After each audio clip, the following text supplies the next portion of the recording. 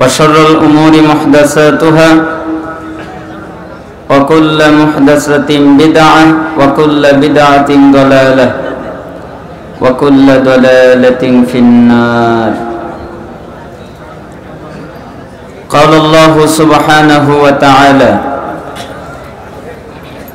وما آتاكم الرسول فخذوه وما نهاكم عنه فانتهوا واتقوا الله إن الله شديد العقاب.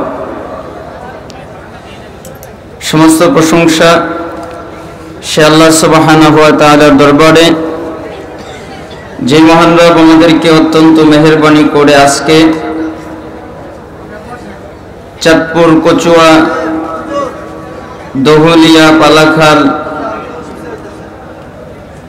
জামিয়া দারুত তাওহীদ মাঠে তাওহীদ academy and Islamic সেন্টারের উদ্যোগে আয়োজিত 2 দিনব্যাপী নবম বার্ষিক ইসলামী সম্মেলন 19-20 জানুয়ারি 2024 আজকের সমাপনী দিবসে আল্লাহ সুবহানাহু ওয়া তাআলা আমাদেরকে আসার বসার তৌফিক দান করেছেন, তার শুকরিয়া আদায় করছি আলহামদুলিল্লাহ। দুরূদ আর সালাম পেশ করছি আমাদের সেই প্রাণাদিক প্রিয় রাসূলের প্রতি, যিনি মন গড়া ভাবে কিছু বলতেন না। আল্লাহ তাআলা তাকে যা জানাতেন তিনি তাই বলতেন। যার আনুগত্য করা, ইত্তেবা করা আমাদের জন্য জরুরি, অবশ্যই পালনীয় কর্তব্য। সেই প্রিয় রাসূলের প্রতি দুরূদ এবং সালাম পেশ করছি সাল্লাল্লাহু আলাইহি ওয়াসাল্লাম।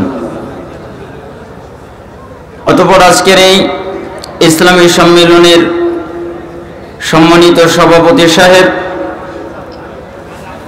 আমার অত্যন্ত প্রিয় ভাজন ব্যক্তি মোহাম্মদ জামাল হোসেন সাহেব, পরিচালক তাওহীদ একাডেমি অ্যান্ড ইসলামিক সেন্টার, এবং আজকের এই ইসলামী সম্মেলনের সম্মানিত প্রধান অতিথি এবং আরো আমন্ত্রিত অতিথিবৃন্দ,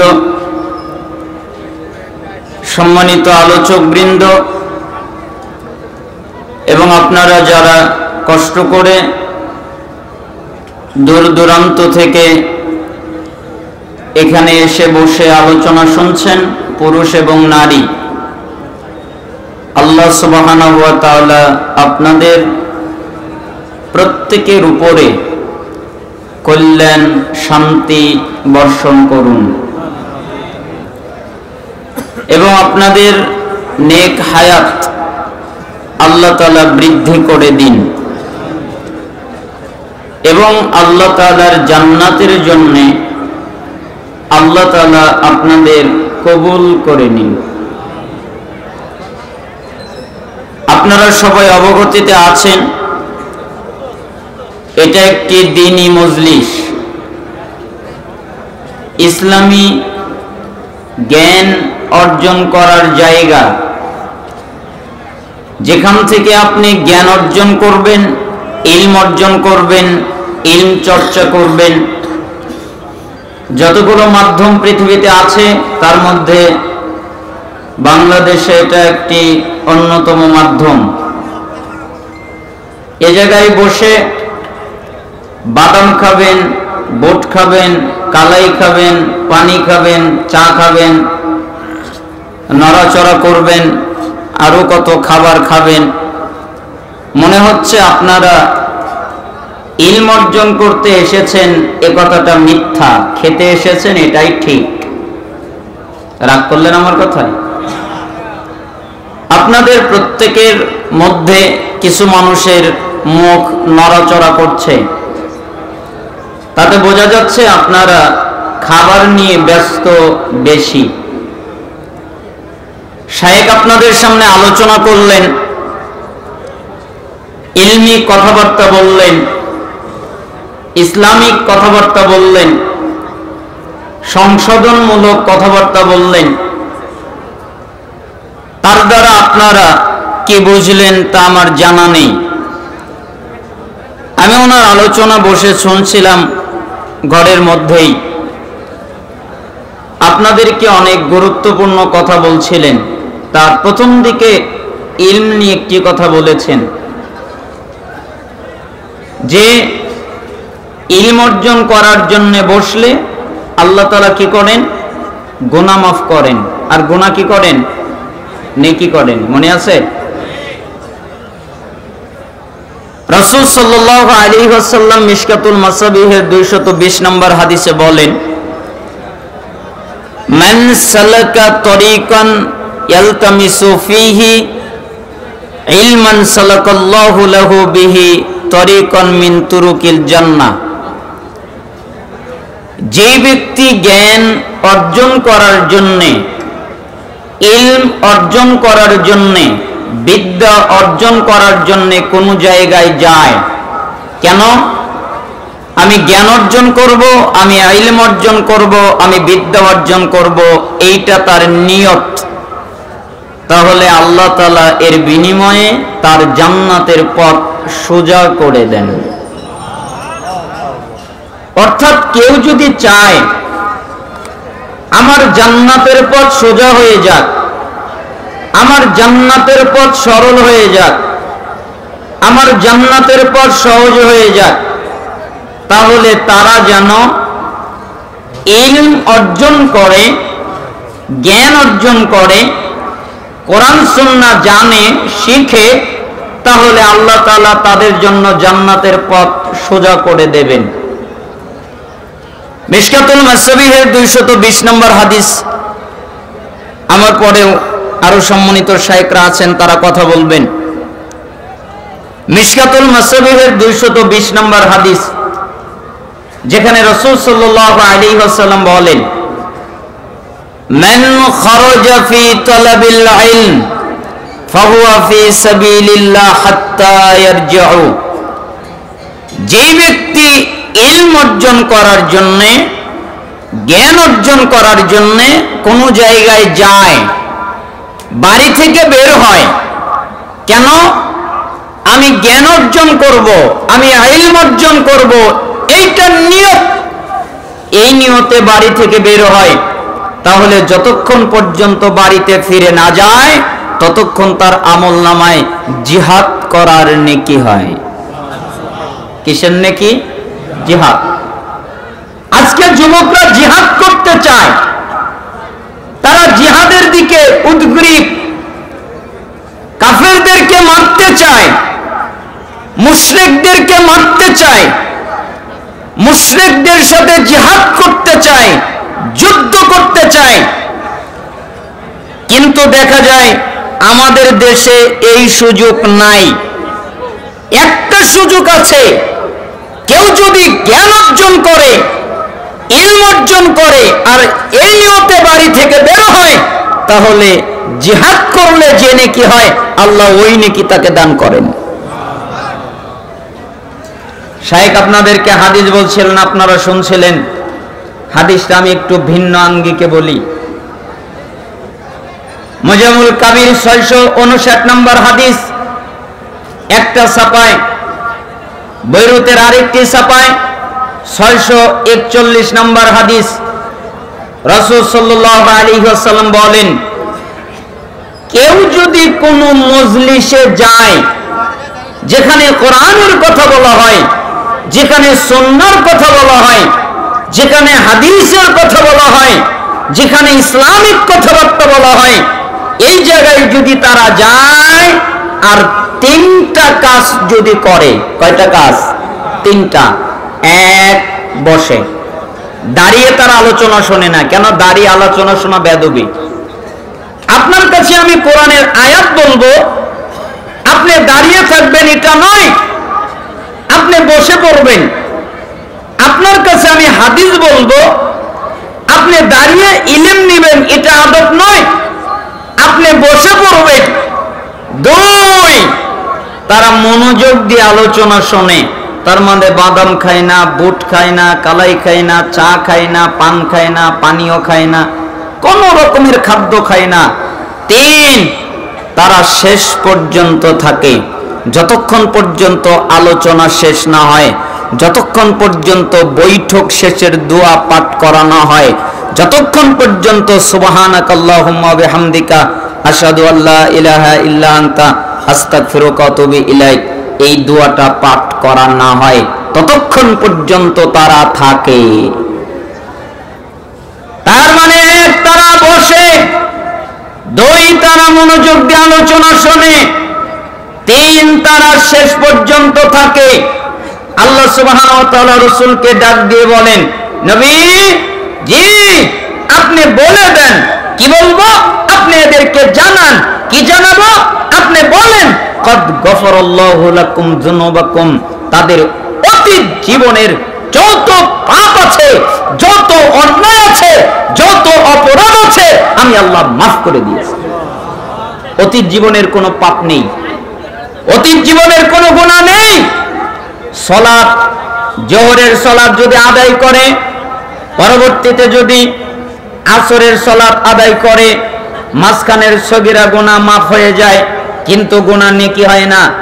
আল্লাহ তাআলা বলছেন তাদের যত পাপ আছে আমি আল্লাহ মাফ তো করেই দেই। আপনি আরো বলেন, অবুদ্দিলাত সাইয়্যাতিকুম হাসানাত, আমি তাদের পাপকে, আমি তাদের অপরাধকে, আমি তাদের গুনাহকে নেকিতে পরিবর্তন করে দেই। পাপকে কি বানাই? নেকি। আপনি জোহরের সালাত আদায় করেন, মাঝখানে আসরের সালাত আদায় করবেন, এর মাঝখানে যত পাপ আছে আল্লাহ আপনাকে মাফ করে দিবেন, কিন্তু পাপ নেকি হবে না। আপনি রমাদানের সিয়াম পালন করবেন, পরবর্তী রমাদান আসবে তার সিয়াম পালন করবেন, মাঝখানে যত সগীরা গুনাহ হয়ে যাবে আল্লাহ মাফ করে দিবেন, কিন্তু গুনাহ নেকি হবে না। আপনি জুমার সালাত আদায় করবেন, পরবর্তী জুমা এসে যাবে, ওই জুমার সালাত আদায় করবেন, মাঝখানে যত পাপ আছে আল্লাহ মাফ করে দিবেন, কিন্তু পাপ নেকি হবে না। আর যদি আপনি দ্বীনি বৈঠকে বসে মনোযোগ দিয়ে আলোচনা শুনে শেষ পর্যন্ত থাকেন, আপনার যত পাপ আল্লাহ মাফ করবেন এবং আপনার পাপকে আল্লাহ নেকিতে পরিণত করে দিবেন। পাপ নেকি। আমি ছোট মানুষ তো, ভারী ভারী কথা বলা যায় না। আমি যদি ভারী কথা বলি তাহলে দেশ উল্টে যায়, আমি যদি কোনো ভারী কথা বলি তাহলে দেশ উল্টে যায়, একদিকে চলে যায়। আমি এক কথা বলি, বুঝুক আর না বুঝুক, বোঝে কিনা আল্লাহ ভালো জানে। আমি যদি এক কথা বলে ফেলি তাহলে দেশ উল্টে যায়। এখন যদি আবার ফতোয়া দেই যে এই দেশের মাটিতে মানুষ দান করে, ভালো কথা, দান করার পরে তাদের হাতে যখন দান করা হয় তখন তারা বলে আল্লাহুম্মা সাল্লি আলাই আল্লাহুম্মা বারিক আলাই, দান করার পরে এই দোয়া পাঠ করা হয়। আমি যদি বলি এই দোয়া পাঠ করা জায়েজ, তবে এটা সুন্নাত নয়। এই দোয়া পাঠ করা জায়েজ, তবে এটা সুন্নাত নয়। কেন? আল্লাহুম্মা সাল্লি আলাই আল্লাহুম্মা বারিক আলাই, এই মর্মে কোন সহিহ হাদিস নাই, কোন যঈফ হাদিস নাই, কোন জাল হাদিস নাই, এটা এমনিতেই চলে। আপনি তাহলে খেপে যাবেন, বলে কি ছোট একটা বাচ্চা উল্টো পাল্টা কথা বলে, এটা বলে হাদিসে নেই, আমার মরা পর্যন্ত আপনাকে সময় দিলাম, আপনি হাদিস বের করেন। আল্লাহুম্মা সাল্লি আলাই বুখারীতে এতটুকু আছে, আল্লাহুম্মা বারিক আলাই নাই, আছে বারাকাল্লাহু লাকা ফি আহলিকা ওয়া মালিক, এটা আছে। তা আপনি ওটা বলেন। আমি যদি এবার উল্টা বলি তাহলে বলবে দেশের আলেম ওলামা একদিকে আর এই ছোট বাচ্চা আরেক দিকে। আমি যদি আপনাকে বলি কোন মানুষ যদি মারা যায়, ইন্না লিল্লাহি ওয়া ইন্না ইলাইহি রাজিউন, আপনি এটা পাঠ করতে পারবেন, এটা অনুমতি আছে, এটা জায়েজ আছে, আপনি পড়তে পারেন, তবে এটা উত্তম নয়। তখন এই দেশের মানুষরা বলবে ছোট্ট ছেলে বলে কি এটা নাকি পড়া যাবে না। আমি কি বলছি? এটা পাঠ করা জায়েজ, তবে উত্তম নয়। উত্তম কোনটা? কেউ যদি মারা যায় তাহলে সে যখন শুনবে অমুক লোকটা মারা গেছে, তখন বলবে আলহামদুলিল্লাহ, ইন্না লিল্লাহি ওয়া ইন্না ইলাইহি রাজিউন। আগে বলবে আলহামদুলিল্লাহ, তারপরে বলবে ইন্না লিল্লাহি ওয়া ইন্না ইলাইহি রাজিউন। তাহলে এক শ্রেণীর চোতারা খেপে যাবে। কেন? বলে কি সারা জীবন বাপ মা বলছে ইন্না লিল্লাহ, সারা জীবন আলেম ওলামা বলছে ইন্না লিল্লাহ, সারা জীবন বক্তা বলছে ইন্না লিল্লাহ, আর এ বলছে আগে বলতে হবে আলহামদুলিল্লাহ। আমি বলিনি, এখন খোলেন তিরমিজি 1021 নম্বর হাদিস, এখন খোলেন তিরমিজি 1021 নম্বর হাদিস, এখন খোলেন তিরমিজির 1021 নম্বর হাদিস। আল্লাহ নবী সাল্লাল্লাহু আলাইহি সাল্লাম বলেন যে একটা লোকের বাচ্চা মারা গেল, একটা লোকের ছেলে মারা গেল, আল্লাহ তাকে জিজ্ঞেস করলো মালাকদের, আচ্ছা তার কলিজাকে তুমি নিয়ে আসলে? আমি নিয়ে আসলাম। তার কলিজাকে তুমি নিয়ে আসলে? আমি নিয়ে আসলাম। আচ্ছা ওই লোকটা কি বলল যখন তার ছেলেটা মারা গেছে? তখন সে বলল আলহামদুলিল্লাহ, আপনার প্রশংসা করলো। এরপরে বলল ইন্না লিল্লাহি ওয়া ইন্না ইলাইহি রাজিউন। আল্লাহ তাআলা বলেন যেহেতু সে আলহামদুলিল্লাহ বলেছে, তাহলে জান্নাতে ওর জন্য একটা প্রশংসার ঘর তোমরা তৈরি করো। আলহামদুলিল্লাহ না বললে প্রশংসার ঘর তৈরি হয় না। ইন্না লিল্লাহ বলা জায়েজ, ইন্না লিল্লাহ বললে আপনার প্রশংসার ঘর তৈরি হবে না, আপনি প্রশংসার ঘর পাবেন না। যখন আলহামদুলিল্লাহ এরপর ইন্না লিল্লাহ বলবেন, তখন আপনি প্রশংসার ঘর তৈরি হবে, এর আগে আপনার তৈরি হবে না। তা আজকে এই ফতোয়া দিলে জাতি উল্টে যাবে। কেন আমার কথা নাকি উল্টানো হয়? সবাই বলবে উল্টা কথা। সারা জীবন মানুষ বলে একটা আর এ বলে আরেকটা। যেমন আরেকটা কথা যদি বলি, কি বলি? হাদিসে সারা জীবন এসেছে মজলিস শেষের দোয়া করেন নাই? হানাফি বলেন, আহলে হাদিস বলেন, শাফি বলেন, মালিকি বলেন, হাম্বলি বলেন, যত মাযহাব আছে সমস্ত মাযহাব একমত যে বৈঠক যখন শেষ হবে তখন দোয়া পড়বে। আচ্ছা বৈঠক শেষের দোয়া 8 নম্বর বক্তা পড়তে পারবে? আপনার মনে আমার কথা বুঝতে পারেননি। বৈঠক শেষের দোয়া, তার মানে যখন বৈঠক শেষ হবে তখন দোয়া পড়বে। এটা আমরা হাদিসে পড়েছি। মজলিস শেষের দোয়া বিদআত হয় কি করলে? বাড়ালে হয় বিদআত। বিদআত হয় কি করলে? কমালে হয় বিদআত। বিদআত হয় কি করলে? চেঞ্জ করলে হয় বিদআত। আল্লাহ যে বিধান দিয়েছে এখান থেকে যদি আপনি বাড়ান তাহলে হবে বিদআত। আল্লাহ যে বিধান দিয়েছে এখান থেকে যদি আপনি কমান তাহলে হবে বিদআত। আল্লাহ যে বিধান দিয়েছে এখান থেকে যদি চেঞ্জ করেন তাহলে হবে বিদআত। তো হাদিসে এসেছে মজলিস শেষের দোয়া, তাহলে ওটা শেষ বক্তা পড়বে, না হলে সভাপতি পড়বে, না হলে যে বক্তব্য শেষ করবে সে পড়বে। পঞ্চম বক্তা পড়তে পারবে না, ষষ্ঠ বক্তা পড়তে পারবে না, সপ্তম বক্তা পড়তে পারবে না, অষ্টম বক্তা পড়তে পারবে না, চতুর্থ বক্তা পড়তে পারবে না, তৃতীয় বক্তা পড়তে পারবে না, দ্বিতীয় বক্তা পড়তে পারবে না। এরা পড়তে পারবে না, এদের অনুমতি নাই। এরা যদি পড়ে তাহলে ওটা সুন্নাত থাকবে না, ওটা বিদআত হয়ে যাবে, পরিবর্তন ঘটবে দিনে। আপনারাই তো পড়েন। কে পড়ে? হানাফিরা পড়ে? ওরা তো পড়েই না। তা আপনিই তো পড়েন, আপনারাই তো পড়েন। তা আপনারা পড়লেন কেন বলেন? আপনারা পড়েন কেন বলেন? বিভিন্ন মাহফিলে বিভিন্ন আলোচনায় আপনারা পড়েন কেন? আপনারা পড়ে থাকেন কেন? কেন যে পড়েন তা আমার জানা নাই। এবার যদি আমি বলি তাহলে আমি উল্টে যাব, আমার কথা উল্টানো হবে। আমার ফতোয়া বুঝতে পারে না মানুষ। বলি একটা মানুষ ধরে নেয় আর একটা, আমি 3 মারি ডান দিকে আর মানুষ বাম দিকে নিয়ে যায়, আমি মারি উপর থেকে আর মানুষ নিচ থেকে মারে। আমি যেটা বোঝাতে চাই মানুষ সেটা বুঝতে চাই না।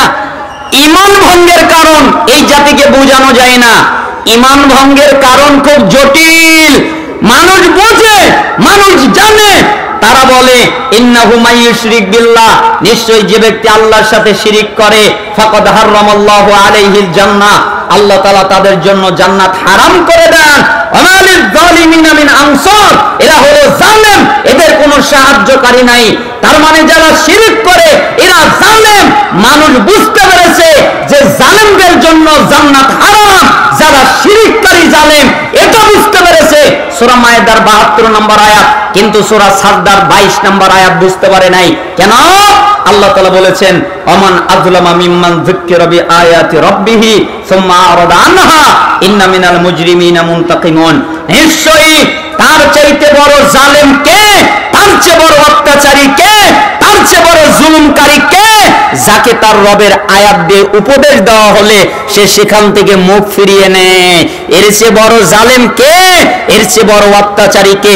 পৃথিবীর সমস্ত আকীদার ইমাম, যারা আকীদা বিশেষজ্ঞ, মুহাম্মদ বিন আব্দুল ওয়াহাব রাহিমাহুল্লাহ, তিনি উসাইমিন রাহিমাহুল্লাহ, তিনি বিন বাজ রাহিমাহুল্লাহ, তিনি আলবানী রাহিমাহুল্লাহ, তিনি শাইখ ফাউজান আল ফাউজান, তিনি এমনকি পৃথিবীর যারা আকীদা বিশেষজ্ঞ, ইমাম ইবনে তাইমিয়া রাহিমাহুল্লাহ, তিনারা সহ তারা এই সূরা সাজদার 22 নম্বর আয়াত দিয়ে দলিল দিচ্ছেন, যারা জ্ঞান অর্জন করে না, যারা ইলম অর্জন করে না, তাদের ইসলাম থাকে না, তাদের ঈমান থাকে না, তাদের ইসলাম ভেঙে যায়, তাদের ঈমান ভেঙে যায়। এটা কিতাবে আছে, এটা বইয়ে আছে, এটা পড়ে মানুষ জানে, ও সব বোঝে, কিন্তু বক্তব্য দিলে অসুবিধা। আপনারা আমার কথায় রাগ করতেছেন? জান, আপনাদের আর খেপাচ্ছি না।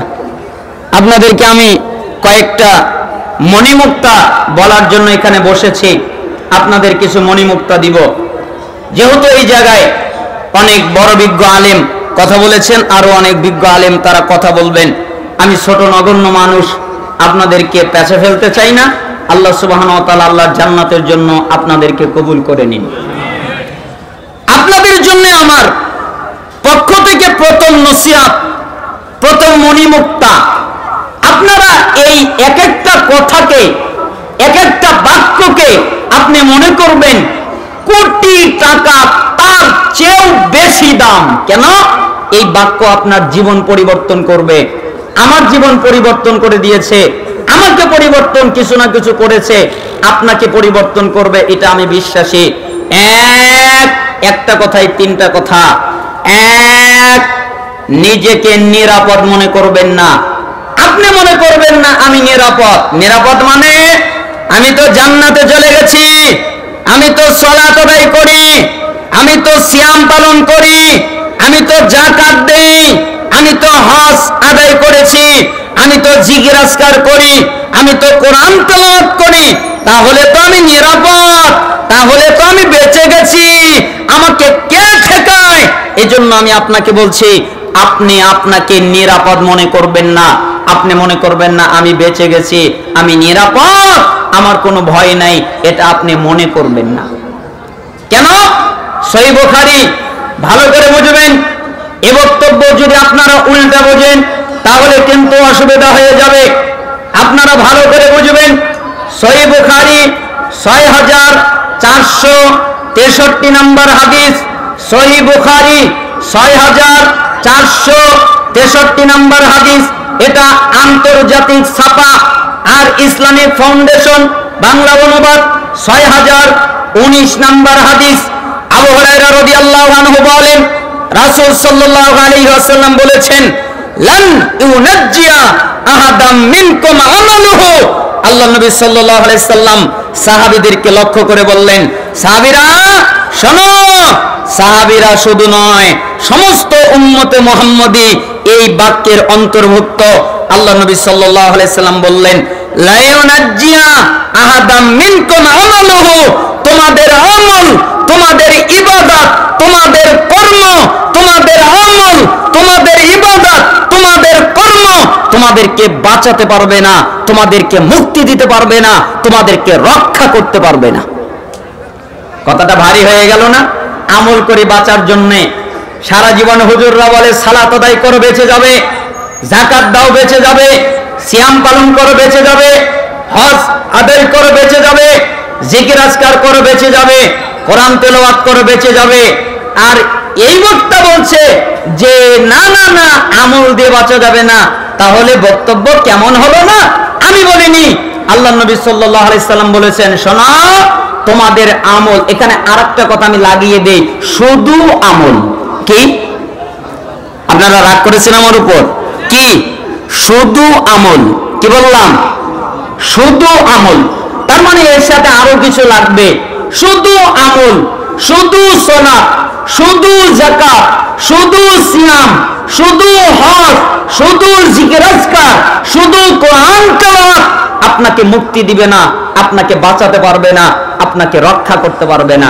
সাহাবীরা অনেক চালাক। তাই একজন সাহাবী আল্লাহর নবীকে জিজ্ঞেস করলেন, ওয়ালা আনতা ইয়া রাসূলুল্লাহ, হে আল্লাহর নবী, আমরা না হয় আমলের মাধ্যমে মুক্তি পাবো না, আমরা না হয় আমলের মাধ্যমে বেঁচে যাব না, আমরা না হয় আমল দিয়ে বাঁচতে পারবো না। আপনি নবীও কি না? আপনারও কি এরকম ঘটনা ঘটবে? আপনি নবীও কি বিপদে পড়ে যাবেন?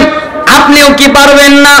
আল্লাহর নবী সাল্লাল্লাহু আলাইহি ওয়াসাল্লাম বললেন, ওয়ালা আনা, আমিও না, আমিও শুধু ইবাদতের মাধ্যমে, শুধু কর্মের মাধ্যমে, শুধু আমলের মাধ্যমে মুক্তি পাবো, আমিও না, মুক্তি পাবো না। শোনো, ইল্লা আন ইয়াতাগাম্মাদানি আল্লাহু বিরহমাতিন, আল্লাহ তাআলা আমাকে তার রহমত দ্বারা ঢেকে নিয়েছেন, তার রহমত দ্বারা আবৃত করে রেখেছেন, তার রহমত দ্বারা বেষ্টিত করে রেখেছেন। আমি আল্লাহর রহমতের মাধ্যমে, রহমতের কারণে সব জায়গায় মুক্তি পেয়ে যাব। বলেন তো কিসের মাধ্যমে মুক্তি পেয়ে যাব? রহমত।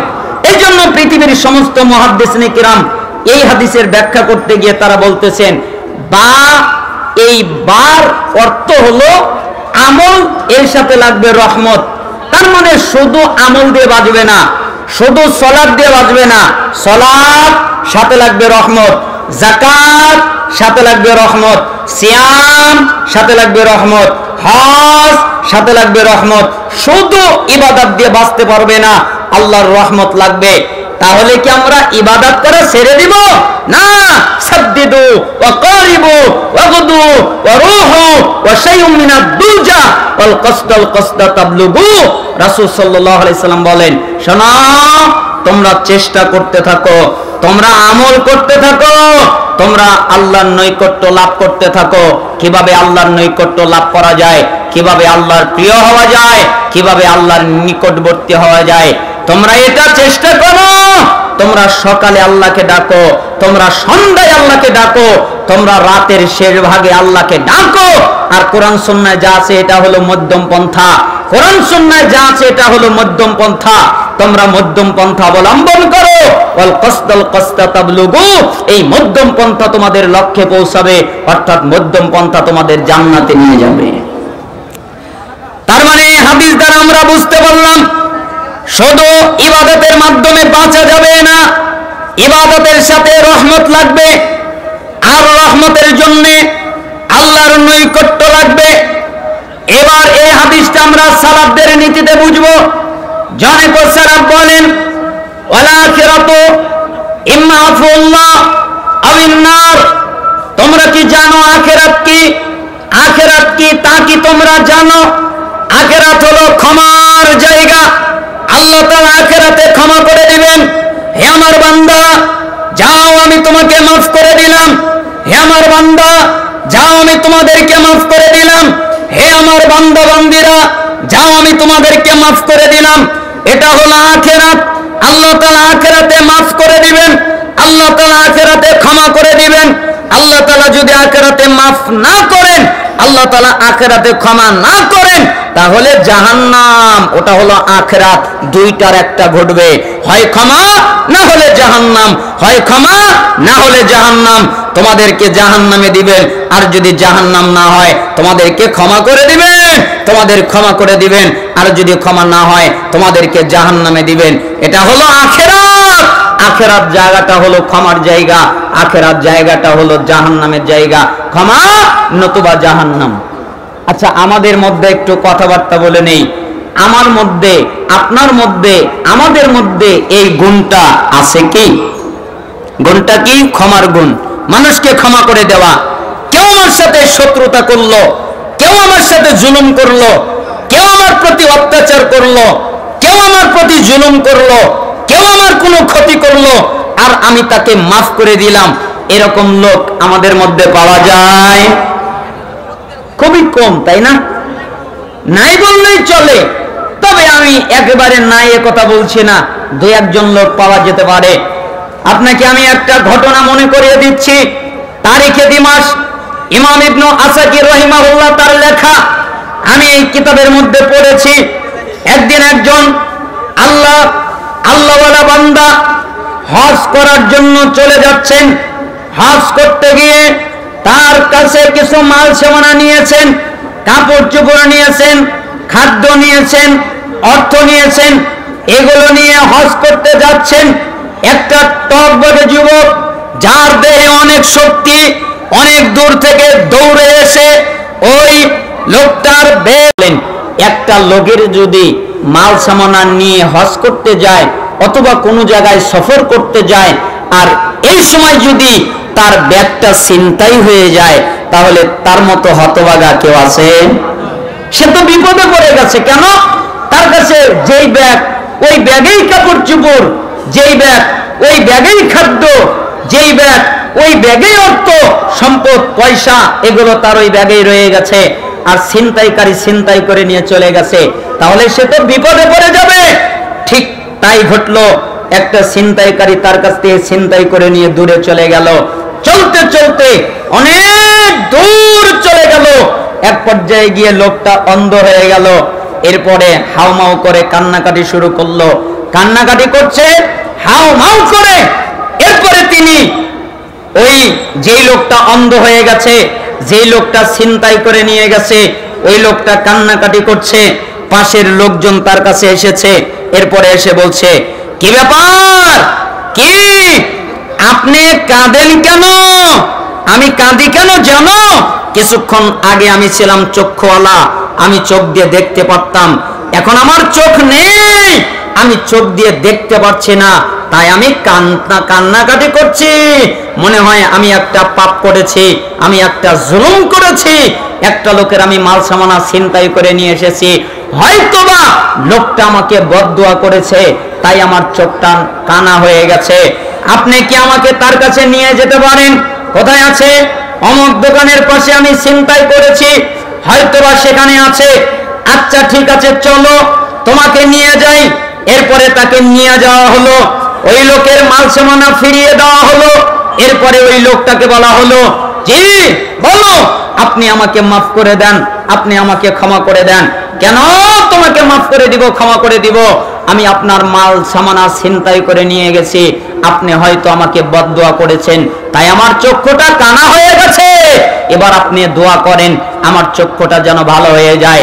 তখন ওই লোকটা বলতেছে, আল্লাহে, আল্লাহর কসম, ওয়াল্লাযী নাফসি বিয়াদিহি, যার হাতে আমার জীবন, তার কসম করে বলছি, তুমি যখন আমার কাছ থেকে মাল সামানা ছিনতাই করে নিয়ে চলে গেছো, আমার চোখের আড়াল হয়ে গেছো, তখন আমি আল্লাহকে বলেছি, আল্লাহ তুমি এই লোকটাকে মাফ করে দাও। আচ্ছা বলেন তো, মাফ করেছে কখন?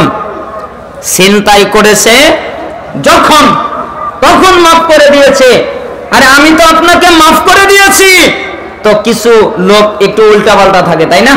এই জন্য একটা লোক তাকে চট করে জিজ্ঞেস করলো, আচ্ছা ঠিক আছে, তা আপনি মাফ করলেন কেন? আপনি মাফ করলেন কেন? কেন মাফ করলেন? আমি মাফ করলাম কেন জানো?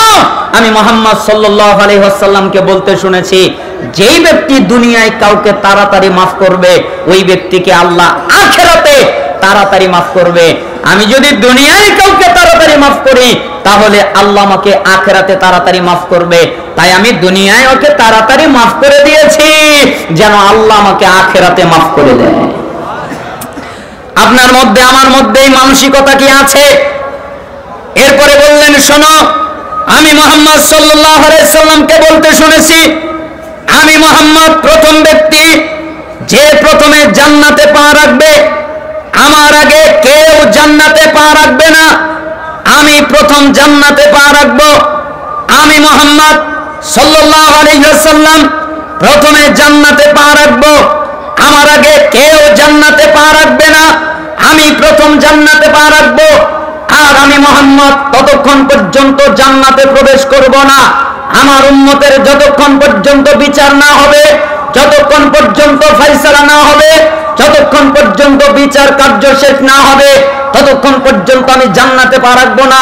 ইমাম ইবনে রজব আল হাম্বলী রাহিমাহুল্লাহ তার একটি কিতাব আত-তাখয়িফু মিনান নার ওয়া তাহরিফু বিহালি দারিল বাওয়ার, এই কিতাবের মধ্যে ঘটনাটা নিয়ে এসেছেন, আমি ততক্ষণ পর্যন্ত জান্নাতে পা রাখবো না, আমার উম্মতের বিচার যতক্ষণ পর্যন্ত শেষ না হবে।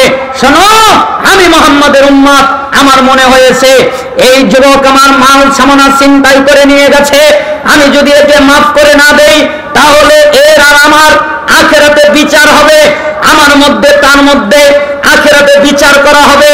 আখিরাতে ফয়সালা করা হবে। এই বিচার করার জন্য আমার আর তার মধ্যে সময় লাগবে, সময় আমাদের ব্যয় করতে হবে। আল্লাহর নবীর জান্নাতে যেতে দেরি হবে, তাই আমি এই লোকটাকে মাফ করে দিয়েছি, আমার আর এই লোকের বিচার হবে না, আল্লাহর নবীর জান্নাতে যেতে দেরিও হবে না। এটার নাম মুহাব্বত, এটার নাম আনুগত্য, এটার নাম ভালোবাসা, এটার নাম মুহাব্বত। আল্লাহর নবীকে কতটুকু মুহাব্বত করলে, কতটুকু ভালোবাসলে, আরে আমার জন্য আল্লাহর নবীর জান্নাতে যেতে দেরি হবে এটা আমি চাই না, তাই আমি তাকে মাফ করে দিলাম। আপনাকে আমি কি দিয়ে বোঝাই মুহাম্মদ সাল্লাল্লাহু আলাইহি সাল্লামের ভালোবাসা কত উন্নত মানের। আপনার কাছে আমি বলছিলাম নিজেকে নিরাপদ মনে করবেন না।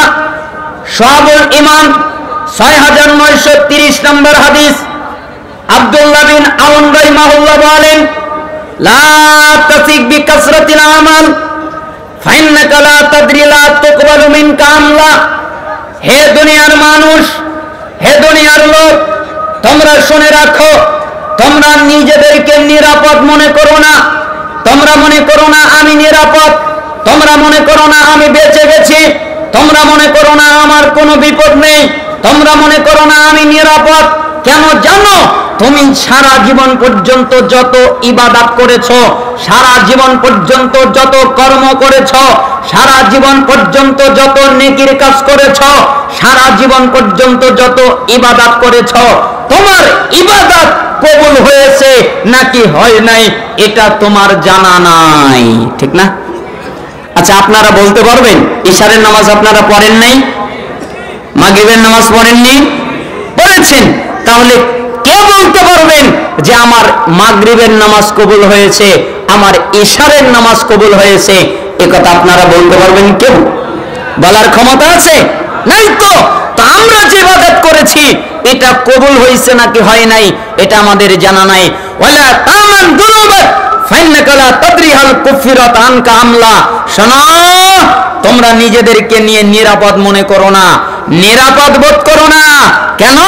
তুমি যে পাপ করেছো আর পাপ থেকে তওবা করেছো, আল্লাহকে বলেছো আল্লাহ আমাকে মাফ করে দাও, আল্লাহ আমাকে ক্ষমা করে দাও, আল্লাহ আমাকে মাফ করে দাও, আল্লাহ আমাকে ক্ষমা করে দাও। আল্লাহ তোমাকে মাফ করেছে কিনা, আল্লাহ তোমাকে ক্ষমা করেছে কিনা এটাও তোমার জানা নাই, তাই না? আপনাকে যে আল্লাহ ক্ষমা করেছেন, সারা জীবন পর্যন্ত আল্লাহকে বললেন আল্লাহ আমাকে মাফ করে দেন, আল্লাহ আমাকে ক্ষমা করে দেন, সারা জীবন পর্যন্ত আল্লাহকে এই একই বাক্য বললেন আল্লাহ আমাকে মাফ করে দেন, আল্লাহ আমাকে ক্ষমা করে দেন। আচ্ছা, আপনি কি জানেন আল্লাহ আপনাকে ক্ষমা করেছেন? এটা আপনাদের জানা আছে? আমার সাথে কথা বলতে হবে। আল্লাহ ক্ষমা করেছেন এটা আপনারা জানেন? আল্লাহ যে আপনার ইবাদত কবুল করেছে এটা জানেন? তাহলে ইবাদত যে কবুল হয়েছে এটাও জানা নাই, আবার পাপ থেকে যে তওবা করেছি তওবাটা যে কবুল হয়েছে এটাও আমাদের জানা নাই। এই জন্য পরের বাক্যে বললেন ইন্না আমালাকা আনকা মুগাইয়াবুন মা তাদরি মাল্লাহু সানিউন ফি আজআলুহু ফি সিজ্জিন আম ইয়াজআলুহু ফি ইল্লিয়িন। শোনো, আল্লাহ তাআলা তোমাদের সাথে কি আচরণ করবেন এটা তোমাদের জানা নাই। আল্লাহ কি তোমাদেরকে ইল্লিয়িনে দিবেন নাকি তোমাদেরকে সিজ্জিনে দিবেন, তোমাদেরকে জান্নাতে দিবেন নাকি তোমাদেরকে জাহান্নামে দিবেন? তোমরা যে ইবাদত করেছো, তোমরা যে কর্ম করেছো, তোমরা যে কাজ করেছো এটা কবুল হয়েছে নাকি হয় নাই এটা তোমাদের জানা নাই। আল্লাহ তোমাদের কাছ থেকে গোপন রেখেছেন, তিনি কি তোমাদেরকে ইল্লিয়িন জান্নাত দেবেন নাকি তোমাদেরকে সিজ্জিন জাহান্নাম দেবেন এটা তোমাদের জানা নাই। অতএব তোমরা তোমাদেরকে নিরাপদ মনে করো না যে আমরা বেঁচে গেছি। মুআয ইবনুল জাবাল রাদিয়াল্লাহু আনহু, আপনাকে আমি নসিহত করছিলাম, আপনাকে নিরাপদ মনে করবেন না, আপনি আল্লাহকে ভয় করবেন, আপনি আল্লাহর ভয়ে কান্নাকাটি করবেন। এক, কখনো মনে করবেন না আমি নিরাপদ, সব সময় মনে করবেন আমার কি হয়, আমার কি হয়, আমার কি হয়, আমার জানা নাই। সব সময় আল্লাহকে ভয় করবেন, তার মানে আপনার হৃদয়ে যেন আল্লাহর ভয় থাকে। দুই, সব সময় আপনি মনে করবেন, কান্নাকাটি করবেন, রাত্রে, গভীর রাত্রে, শেষ রাত্রে আপনার দুই চোখের পানি ছেড়ে দিবেন, কান্নাকাটি করবেন, কারণ আপনার জানা নাই আপনার অবস্থা কি হয়। এজন্য মাজমাউজ জাওয়ায়েদের 11785 নম্বর হাদিস, সহিহুল জামির 2376 নম্বর হাদিস, আলবানী রাহিমাহুল্লাহ সহিহ বলেছেন, মুআয ইবনুল জাবাল রাদিয়াল্লাহু আনহু লাম্মা আন হাদারাতুল মাউত বাকা, একদিন তিনি অনেক কান্নাকাটি করছিলেন, অনেক কাঁদছিলেন, কান্নাকাটি করছিলেন। একজন সাহাবী বলেন তিনি এমন ভাবে কান্নাকাটি করছিলেন হাওমাও লেগে গিয়েছিল। তাই ফাকালা লাহু, একজন তাকে জিজ্ঞেস করলো, মা ইবকিকা, কি ব্যাপার, আপনি কাঁদেন কেন, আপনার এমনটি কেন, আপনি কি কারণে কাঁদেন, আপনার কান্নার কারণ কি, আপনি কোন উদ্দেশ্যকে সামনে রেখে কাঁদেন, আপনি কোন কারণকে সামনে রেখে কাঁদেন। তখন মুআয ইবনুল জাবাল রাদিয়াল্লাহু আনহু বললেন, ওয়াল্লাহি লা আবকি জাযাআম মিনাল মাউত ওয়ালা দুনিয়া উখাল্লিফুহা বাদি, শোনো, আমার যে মৃত্যু হবে এই ভয় আমার মধ্যে নাই। আমি জানি আমাকে মরে যেতে হবে, তাই মরার ভয় আমার মধ্যে নাই। দুই, আমাকে সবকিছু ছেড়ে যেতে হবে, আমার স্ত্রীকে ছেড়ে যেতে হবে, আমার সন্তানকে ছেড়ে যেতে হবে, আমার পরিবার পরিজন ছেড়ে যেতে হবে, আমার বাহন, আমার জায়গা জমি ছেড়ে যেতে হবে, আমার অর্থ সম্পদ ছেড়ে যেতে হবে, এ ভয় আমার মধ্যে নাই। শোনো, আমাকে মরতে হবে এই ভয় আমার মধ্যে নাই। শোনো, আমাকে সব ছেড়ে যেতে হবে এই ভয় আমার মধ্যে নাই। তাহলে আপনি সব ছেড়ে যেতে হবে এই ভয় আপনার নাই, আপনাকে মরতে হবে এই ভয় আপনার নাই, তাহলে আপনি কাঁদেন কেন? আমি কাঁদি কেন জানো? ওয়ালাকিন্নী সামিউতু রাসূলুল্লাহ সাল্লাল্লাহু আলাইহি ওয়াসাল্লাম ইয়াকুল, আমি আল্লাহর নবীকে বলতে শুনেছি, আল্লাহর নবী বলেছেন, ইন্নামা হুমা কবদাতান ফাকবদাতুন ফিন নার ওয়া কবদাতুন ফিল জান্নাহ। আদম সন্তানের যত রূহ আছে আল্লাহর দুই মুষ্টিতে ভাগ করা আছে। আদম সন্তানের যত রূহ আছে আল্লাহর দুই মুষ্টিতে ভাগ করা আছে। একটা যাবে জান্নাতে আর একটা যাবে জাহান্নামে।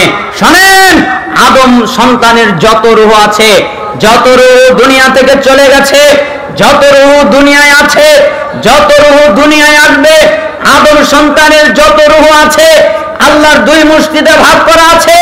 একটা যাবে জান্নাতে আর একটা যাবে জাহান্নামে।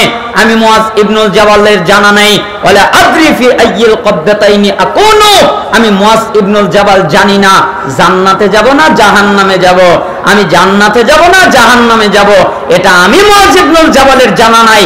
তাই আমি কাঁদি, এই কারণে আমি কান্নাকাটি করি। কেন? আমি জান্নাতে যাব না জাহান্নামে যাব এটা আমি জানি না, আমি জান্নাতে যাব না জাহান্নামে যাব এটা আমি জানি না, আমার অবস্থান কোথায় হবে এটা আমার জানা নেই, তাই আমি কাঁদছি। আচ্ছা, মুআয ইবনুল জাবাল জানে না কোথায় যাবে, তা আপনি আর আমি কি জানি? তাহলে সাহাবী যদি কাঁদে, আপনার আর আমার কাঁদার প্রয়োজন আছে না নাই? আছে।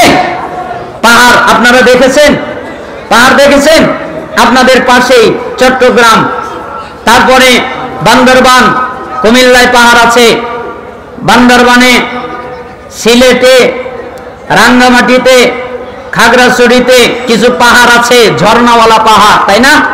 যেই পাহাড় থেকে ঝর্ণা প্রবাহিত হয়। আপনি কি একদিন আপনার বিবেককে প্রশ্ন করেছেন, ব্যাপার কি, ঝর্ণাটা আসে কোথায় থেকে? উপর থেকে, পাহাড় থেকে নামে, তো পানিটা আসে কোথায় থেকে? আপনি দুটা কিতাব পড়বেন, ইমাম ইবনু আবিদ দুনিয়া তার একটা কিতাব সিফাতুন নার, ইমাম ইবনু রজব আল হাম্বলি রাহিমাহুল্লাহ তার একটি কিতাব আত-তাখয়িফু মিনান নার ওয়া তাহরিফু বিহালি দারিল বাওয়ার, অনুবাদ হয় নাই, আলেমদের জন্য সহজ হবে। আপনি এই কিতাব দুটো পড়ে দেখবেন। এই কিতাবের মধ্যে একটি ঘটনা এসেছে, অনেক লম্বা ঘটনা। একদিন ঈসা আলাইহিস সালাম একটা পাহাড়ের সামনে দাঁড়ালেন, এরপরে তিনি দেখলেন তার ডান দিক থেকে পানি আসছে, তার বাম দিক থেকে পানি আসছে, ডান দিক থেকে একটা ঝর্ণা প্রবাহিত হচ্ছে, বাম দিক থেকে একটা ঝর্ণা প্রবাহিত হচ্ছে। তাই তিনি ঘুরলেন, এরপরে পাহাড়কে জিজ্ঞেস করলেন, পাহাড় জি, পাথর জি, আরে তুমি কি বলতে পারো? কি বলবো? এই যে আমার ডান দিকে পানি কোথায় থেকে আসে, এই যে আমার বাম দিকে পানি কোথায় থেকে আসে, ঝর্ণা কোথায় থেকে আসে, তুমি কি বলতে পারো? পাথর জবাব দিচ্ছে, জি আমি বলতে পারি। তাহলে বলো তো, এই ডান দিকের পানি হলো আমি পাথর পাহাড়ের ডান চোখের পানি, এই বাম দিকের পানি হলো আমি পাথর পাহাড়ের বাম চোখের পানি। আমি পাথর কাঁদি, আমি পাহাড় কাঁদি, এই কারণে পানি প্রবাহিত হয়। আমি যদি পাথর না কাঁদতাম তাহলে ঝর্ণা প্রবাহিত হতো না। আমি কাঁদি, এই কারণে পানি প্রবাহিত হয়। তুমি কাঁদো মানে? সূরা তাহরিমের 6 নম্বর আয়াতে এসেছে, আল্লাহ তাআলা বলেছেন, হে ঈমানদারগণ, তোমরা নিজেরা জাহান্নামের আগুন থেকে বাঁচো, তোমার আহল পরিবার পরিজনকে জাহান্নামের আগুন থেকে বাঁচাও। যেই জাহান্নামের জ্বালানি হবে মানুষ, জাহান্নামের ভিতরে মানুষকে যত দেওয়া হবে জাহান্নাম তত দাউ দাউ করে জ্বলবে। আগুনে যেমন লাকড়ি দিলে আগুন দাউ দাউ করে জ্বলে, জাহান্নামের ভিতরে মানুষ দিলে জাহান্নাম দাউ দাউ করে জ্বলবে। কেন? জাহান্নামের লাকড়ি হলো মানুষ, জাহান্নামের জ্বালানি হলো পাথর। জাহান্নামকে জ্বালানো হবে পাথর দিয়ে। আল্লাহ তাআলা বলছেন, ওই জাহান্নাম থেকে বাঁচো যেই জাহান্নামের জ্বালানি হবে মানুষ, যেই জাহান্নামের জ্বালানো হবে পাথর। আমি পাথর জানি আমাকে দিয়ে জাহান্নামকে জ্বালানো হবে। আমি পাথর কোনোদিন কাঁদিনি, কিন্তু যেদিনকে আমি শুনেছি আমাকে দিয়ে জাহান্নামকে জ্বালানো হবে, ওই দিন থেকে আমি পাথর কান্না শুরু করেছি। এর আগে কোনোদিন পাথর থেকে পানি প্রবাহিত হয় নাই, ঝর্ণা প্রবাহিত হয় নাই। যেদিন আমি শুনেছি আমি পাথর দিয়ে জাহান্নামকে জ্বালানি হবে, ওই দিন থেকে ঝর্ণা প্রবাহিত হয়েছে, ওই দিন থেকে আমি কান্নাকাটি শুরু করেছি। তার মানে পাথর কাঁদে, পাহাড় কাঁদে, কিন্তু আমরা মানুষ এত নিমক হারাম, আমাদের চোখে পানি দেখা যায় না, আমরা কান্নাকাটি করি না, ঠিক না? আমাদের ভিতরে কান্নাকাটি নাই, অথচ পাহাড় পাথর কাঁদে। আবার আপনারা বলবেন, এই ঘটনা কেমন হলো না? কোরআনেই এই আয়াত, কোরআনেই এর দলিল আছে। সূরা বাকারা 74 নম্বর আয়াত। সূরার নাম কি? বাকারা। আয়াত নাম্বার কত? 74 নম্বর আয়াত। আল্লাহ তাআলা বলছেন, কিছু মানুষ আছে ওদের হৃদয়গুলো হলো পাথরের মতো।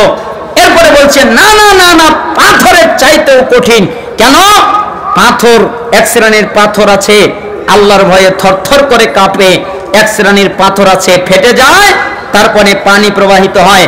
তাফসিরে তবারিতে ইমাম জারির আত-তবারি তিনি ব্যাখ্যা করছেন, আব্দুল্লাহ বিন আব্বাস রাদিয়াল্লাহু আনহুমা তিনি ব্যাখ্যা করছেন, তার ছাত্র মুজাহিদ রাহিমাহুল্লাহ বলছেন যে পাথর থেকে পানি প্রবাহিত হওয়ার কারণ হলো পাথর আল্লাহকে ভয় করে, পাথর জাহান্নামকে ভয় করে, তাই পাথর থেকে পানি প্রবাহিত হয়। পাথর জাহান্নামকে ভয় করে, তাই পাথর থেকে পানি প্রবাহিত হয়।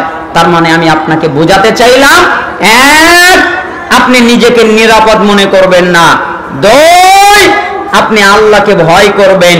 তিন, আপনি আল্লাহর ভয়ে কান্নাকাটি করবেন।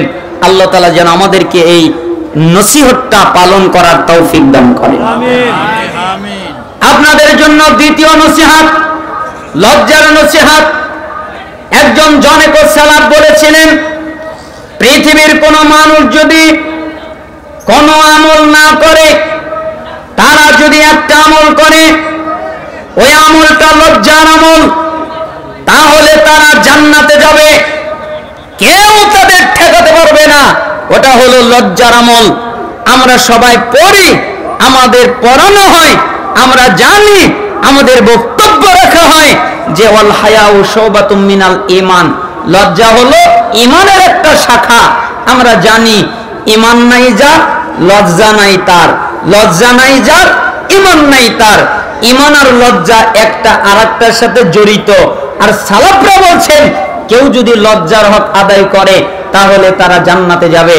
দলিল, আব্দুল্লাহ বিন মাসউদ রাদিয়াল্লাহু আনহু তিনি বলেন, যাতা ইয়াউমিল আসহাবিহি, একদিন আল্লাহর নবী সাল্লাল্লাহু আলাইহি সাল্লাম আমাদের মধ্যে বের হয়ে আসলেন।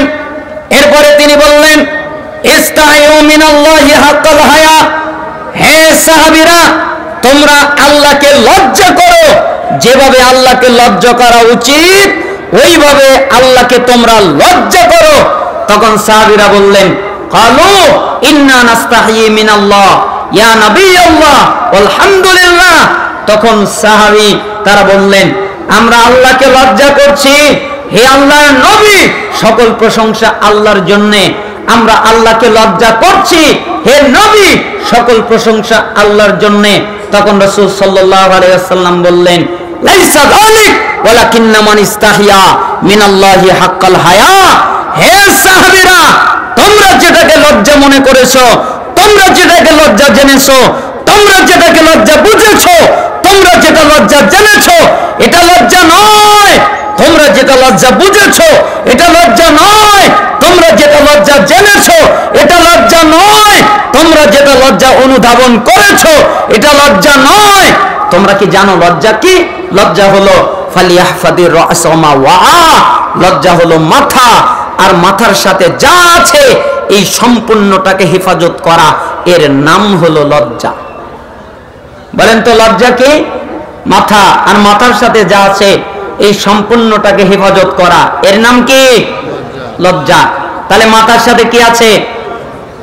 চোখ। মাথার সাথে কি আছে? চোখ। তাহলে এই চোখ দিয়ে কি বেগানা নারীর দিকে তাকানো যাবে? এই মাথার সাথে আছে কান। মাথার সাথে কি আছে? কান। তাহলে এই কান দিয়ে কি গান বাজনা বাদ্যযন্ত্র শোনা যাবে? হে যুবক ভাই, তোমাকে আমি বলছি, তুমি ইন্ডিয়ার হিন্দুস্তানের হিন্দি গান বাজিয়ে, ডিজে পার্টি করে, ডিজে গান লাগিয়ে, কানের ভিতরে ইয়ারফোন লাগিয়ে, মোটর সাইকেলের পিকআপ টেনে তুমি জোরে স্পিডে চলে যাচ্ছ, তোমার কানের ভিতরে গান বাজছে।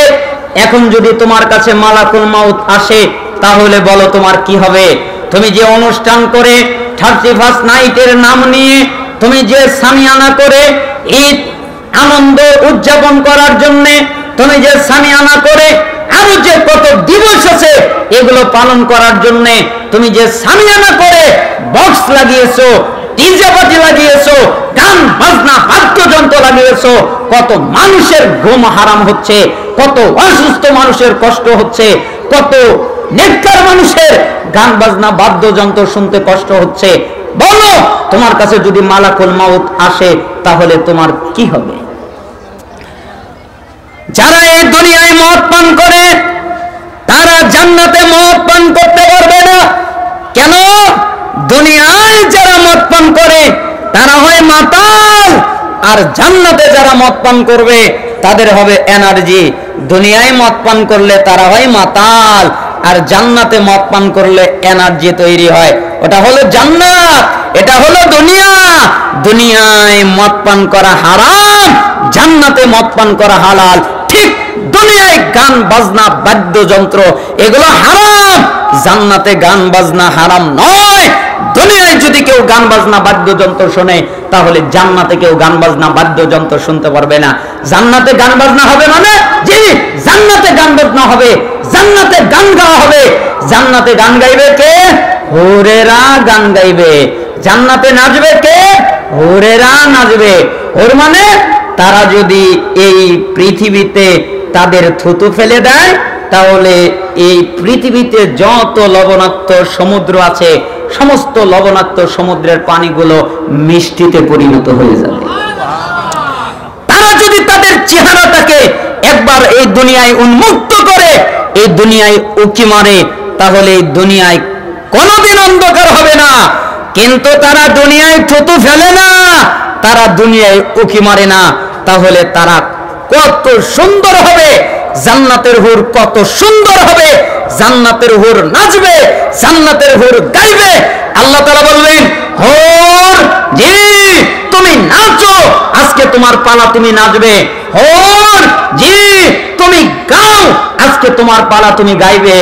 জান্নাত জি তুমি বাজনা তৈরি করো, আজকে তোমার পালা, তুমি বাজনা তৈরি করবে। জান্নাত বাজনা তৈরি করবে, হুরেরা গাইবে, হুরেরা নাচবে, হুরেরা গাইবে, হুরেরা নাচবে। জান্নাত বাজনা তৈরি করবে। একমাত্র ওই জান্নাতে তারাই প্রবেশ করতে পারবে যারা দুনিয়ায় গান বাজনা বাদ্যযন্ত্র শোনেনি। কিন্তু যারা দুনিয়ায় গান বাজনা বাদ্যযন্ত্র শুনেছে তারা ওই জান্নাতে ঢুকতে পারবে না। আল্লাহ তাআলা শর্ত আরোপ করবেন, আসো যারা দুনিয়ায় গান বাজনা বাদ্যযন্ত্র শোনেনি তারা এই জান্নাতে প্রবেশ করো। তাদের জন্য বিশেষ নিয়ামত, তারা গান বাজনা বাদ্যযন্ত্র শুনবে। একটা বর্ণনা এসেছে, এই উলুমুদ্দিন কিতাবের মধ্যে এসেছে, একটা বর্ণনা এসেছে যে এক পর্যায়ে জান্নাতীরা জান্নাতের গান বাজনা চলবে চলবে, এত বছর চলবে, ওই জগতের 70 বছর গান বাজনা বাদ্যযন্ত্র চলবে। কয় বছর? আপনারা রাগ করলেন আমার কথায়? কয় বছর? 70 বছর। আমাদের আর আপনাদের গান কয় minute? 3 minute, 3.5 minute, 4 minute, 5 minute. আর জান্নাতের গান চলবে 70 বছর। 70 বছর মানে আপনার আর আমার পৃথিবীর 70 বছর নয়, আমার পৃথিবীর হলো 1000 বছর, আর আখিরাতের হলো একদিন। আমাদের কয় দিন? 1000 বছর। আর আখিরাতের কয় দিন? একদিন। তাহলে 70 বছর কত বছর আমি আপনাকে বোঝাতে পারবো না। গান বাজনা বাদ্যযন্ত্র চলবে, আপনি মাতোয়ালা হয়ে যাবেন। আপনি শুনতে শুনতে এক পর্যায়ে আল্লাহ তাআলা বন্ধ করে দেবেন। তখন আপনি আল্লাহকে বলবেন, আল্লাহ এটাই তো মজাদার ছিল, এটাই তো ভালো ছিল। আল্লাহ তাআলা বলবেন, আরো কি তোমরা মজাদার গান শুনবে? বলেন কি আল্লাহ আরো মজাদার গান আছে? আরে আছে তো। নবী দাউদ, দাউদ জি আজকে তোমার পালা, তুমি আমার বান্দাদেরকে গান বাজনা, তুমি আমার বান্দাদেরকে গান বাজনা বাদ্যযন্ত্র শোনাও, তুমি আমাদের তুমি গান গাও, আমার বান্দাদেরকে আজকে শোনাও। দাউদ, দাউদ মানে যেই নবী দুনিয়ায় তেলাওয়াত করতেন, যখন তিনি দুনিয়ায় তেলাওয়াত করতেন তখন পাহাড় তার সাথে ধুলতো, তখন সমস্ত প্রাণী তার সামনে বসে যেত, সমুদ্রের মাঝ পর্যন্ত কিনারায় চলে আসতো। দুনিয়ায় তার এই কণ্ঠ, তাহলে আল্লাহ তাআলা তাকে জান্নাতে আবার নতুন করে কণ্ঠ তৈরি করবেন। আমি আপনাকে বোঝাতে পারবো না কণ্ঠ কেমন হবে। আল্লাহ তাআলা বলবেন গাও, দাউদ আলাইহিস সালাম তেলাওয়াত করতে থাকবেন, এত মজার শোনা যাবে আপনাকে আমি বোঝাতে পারবো না, এই ভাষা আমার জানা নেই। এত মজাদার তেলাওয়াত শোনা যাবে, আপনি বেকুল হয়ে যাবেন। এক পর্যায়ে আল্লাহ তাআলা বন্ধ করে দেবেন, তখন আপনি বলবেন এটাই তো ভালো ছিল। এবার আল্লাহ তাআলা বলবেন, আরো কি মজাদার তেলাওয়াত গান শুনবে? বলেন কি আল্লাহ আরো মজাদার আছে? আরে আছে তো। হ্যাঁ নবী মুহাম্মদ জি আসো, এবার তোমার পারা তুমি তেলাওয়াত করে শোনাও, তুমি তোমার উম্মতদেরকে তেলাওয়াত করে শোনাবে। মুহাম্মদ সাল্লাল্লাহু আলাইহি সাল্লাম আপনাকে তেলাওয়াত করে শোনাবে। মুহাম্মদ সাল্লাল্লাহু আলাইহি সাল্লামের তেলাওয়াত কত মজাদার আমি আপনাকে বোঝাতে পারবো না, এই ভাষা আমার কাছে জানা নেই। এক পর্যায়ে বন্ধ হয়ে যাবে, এবার সবাই হা হতাশ করবে, তারা বলবে কি হলো কি হলো, এটাই তো ভালো ছিল। এক পর্যায়ে আল্লাহ তাআলা বলবেন এর চেয়ে কি মজাদার তেলাওয়াত গান শুনবে? বলেন কি আল্লাহ এর চেয়ে মজাদার আছে? আরে আছে তো। রেদওয়ান জান্নাতের মালাক জি এদিকে আসো। বলেন আল্লাহ আজকে তুমি আমার আর আমার বান্দার মধ্যে থেকে পর্দা সরিয়ে দাও, আজকে আমার বান্দা আমাকে সরাসরি দেখবে, আমার বান্দা আমাকে সরাসরি দেখে তাদের চক্ষু ঠান্ডা করবে, আমাকে সরাসরি দেখে তাদের কলিজা ঠান্ডা করবে। আজকে কেউ নয়, আমি রব আমার কালাম আমার কিতাব তেলাওয়াত করে আমার বান্দাদেরকে শোনাবো। আল্লাহ যখন তেলাওয়াত করবেন আল্লাহর কোনো বাজনা লাগবে না, আল্লাহ নিজেই বাজনা, আল্লাহ নিজেই সুর, আল্লাহর কোনো সুর লাগবে না, আল্লাহর কোনো বাজনা লাগবে না, আল্লাহর তেলাওয়াত নিজেই বাজনা, আল্লাহ নিজেই সুর। আল্লাহ তাআলা তেলাওয়াত করে শোনাবেন। একটা হাদিসে আছে সূরা আনআম তেলাওয়াত করবেন, তবে হাদিসটা যঈফ, তাই আমরা ওই হাদিসটা নিচ্ছি না। তবে তিনি তেলাওয়াত করে শোনাবেন। কি তেলাওয়াত করবেন? তার কিতাব তেলাওয়াত করবেন। কত যে মায়া লাগবে, কত বছর যে আপনি তাকিয়ে থাকবেন, কত বছর যে আপনি তেলাওয়াত শুনবেন, তা আমি আপনাকে বোঝাতে পারবো না। আল্লাহকে দেখেই তো আপনি ব্যাকুল হয়ে যাবেন।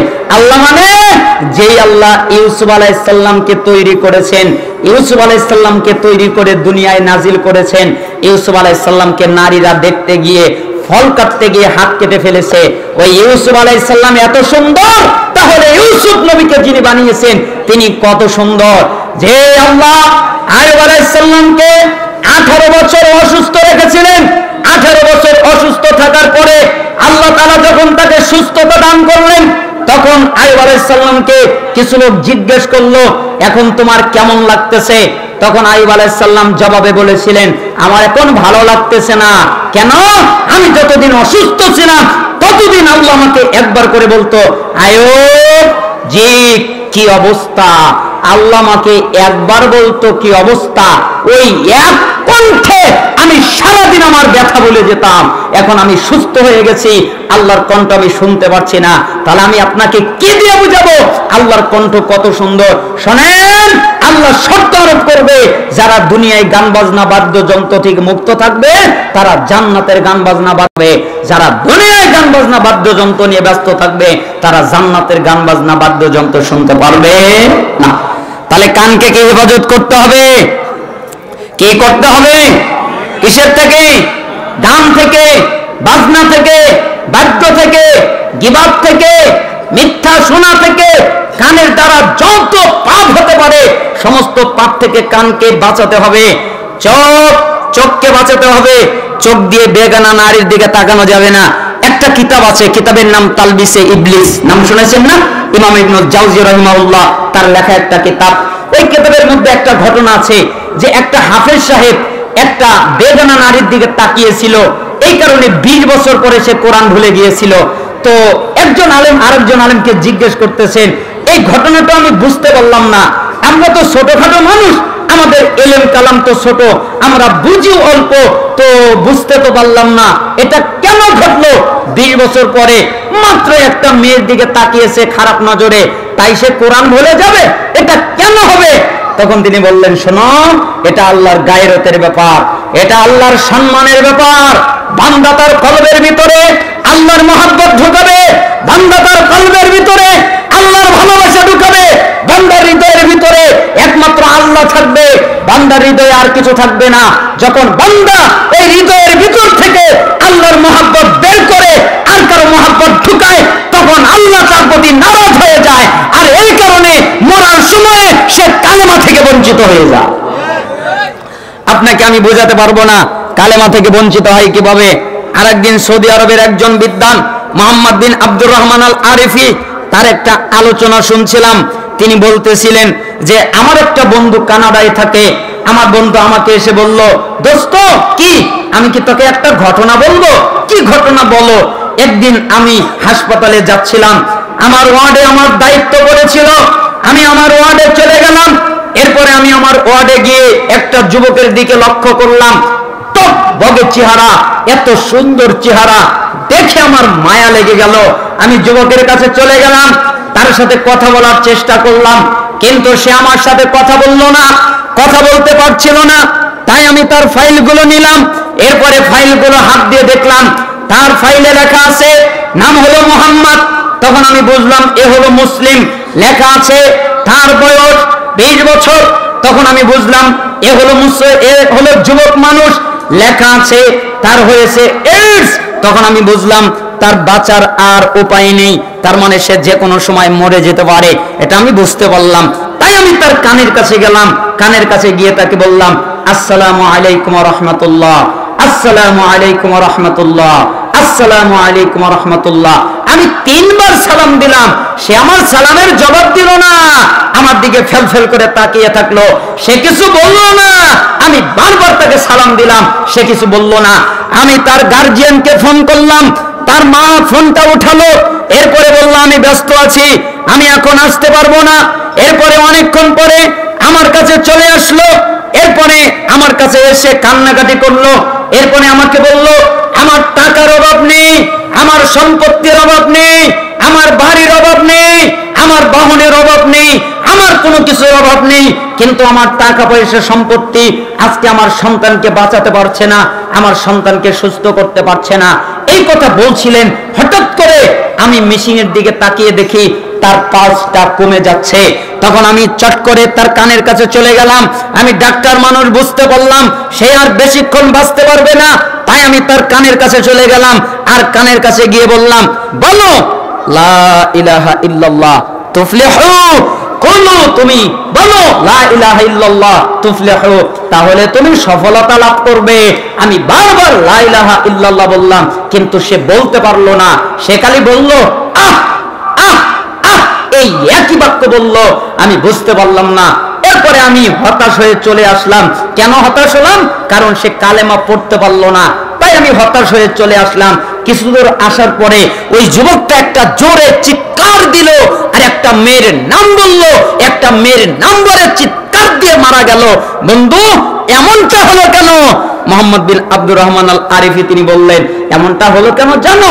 আমরা তাসাউফের কিতাবগুলোতে পড়েছি, আত্মশুদ্ধির কিতাবগুলোতে পড়েছি, অন্তর পরিষ্কার করার কিতাবগুলোতে পড়েছি, যারা কলবের ভিতরে কোনো নারীকে জায়গা করে দেয়, যারা জিনার নারীকে জায়গা করে দেয়, যারা কোনো মহিলার সাথে বারবার জিনা করে, যার সাথে যত বেশি করে মরণের সময় তার নাম মনে পড়ে যায়, তার ভাগ্য থেকে লা ইলাহা ইল্লাল্লাহ উঠিয়ে নেওয়া হয়। মনে হয় এই ঘটনা এই যুবকের সাথে ঘটেছে। হ্যাঁ যুবক, তোমার কি হবে তুমি বলো? তোমার মোবাইলের ভিতরে এখনো মেয়ের মোবাইল নাম্বার আছে, তোমার মোবাইলের ভিতরে এখনো ওই মেয়ের ছবি ফটো আছে। তুমি মোবাইলের মাধ্যমে রাত 3টার পরে, গভীর রাতে অথবা দিনের কোন মুহূর্তে তুমি ওই মেয়ের সাথে গল্পে মেতে থাকো। হে মেয়ে, তোমার কি হবে? তুমি আর একজন যুবকের সাথে জিনার গল্পে মেতে থাকো, তোমাদের কি হবে? যদি ওই যুবকের এই অবস্থা হয় তাহলে তোমার অবস্থা কি হবে? আমি বোঝাতে চাচ্ছিলাম, যারা জিনা করে তারা এত কঠিন মুহূর্তে পড়ে যায়। এটা টাটকা রিঅ্যাকশন। কেউ যদি জিনা করা অবস্থায় মৃত্যুবরণ করে তাহলে তারা লা ইলাহা ইল্লাল্লাহ থেকে বঞ্চিত হয়ে যায়। অতএব আমি আপনাকে বোঝাচ্ছি, আপনার চক্ষুকে বাঁচাবেন। আপনি চোখ দ্বারা জিনা করবেন না, আপনি চোখ দ্বারা ব্যভিচার করবেন না। অতএব কানকে বাঁচাবেন, দুই চোখকে বাঁচাবেন, মাথার সাথে জাতাকে হেফাজত করা, মুখকে বাঁচাবেন। এই মুখ দ্বারা মিথ্যা বলবেন না, এই মুখ দ্বারা গালি দিবেন না, এই মুখ দ্বারা কারো ক্ষতি করবেন না। মাথার সাথে লাগানো ব্রেন দ্বারা কারো ক্ষতি করার চিন্তা করবেন না। মাথার সাথে লাগানো কপাল, এই কপাল ছাড়া, আল্লাহ ছাড়া, এই কপাল দিয়ে পৃথিবীর কারো সামনে মাথা নত হবে না। যদি হয় একমাত্র আল্লাহর সামনে হবে। পৃথিবীর কারো সামনে মাথা নত করা যাবে? আল্লাহর সামনে শুধু এই মাথা নত হবে, আর কারো সামনে মাথা নত হবে না। এটা হলো মাথার সাথে জাতাকে হেফাজত করা, এর নাম লজ্জা।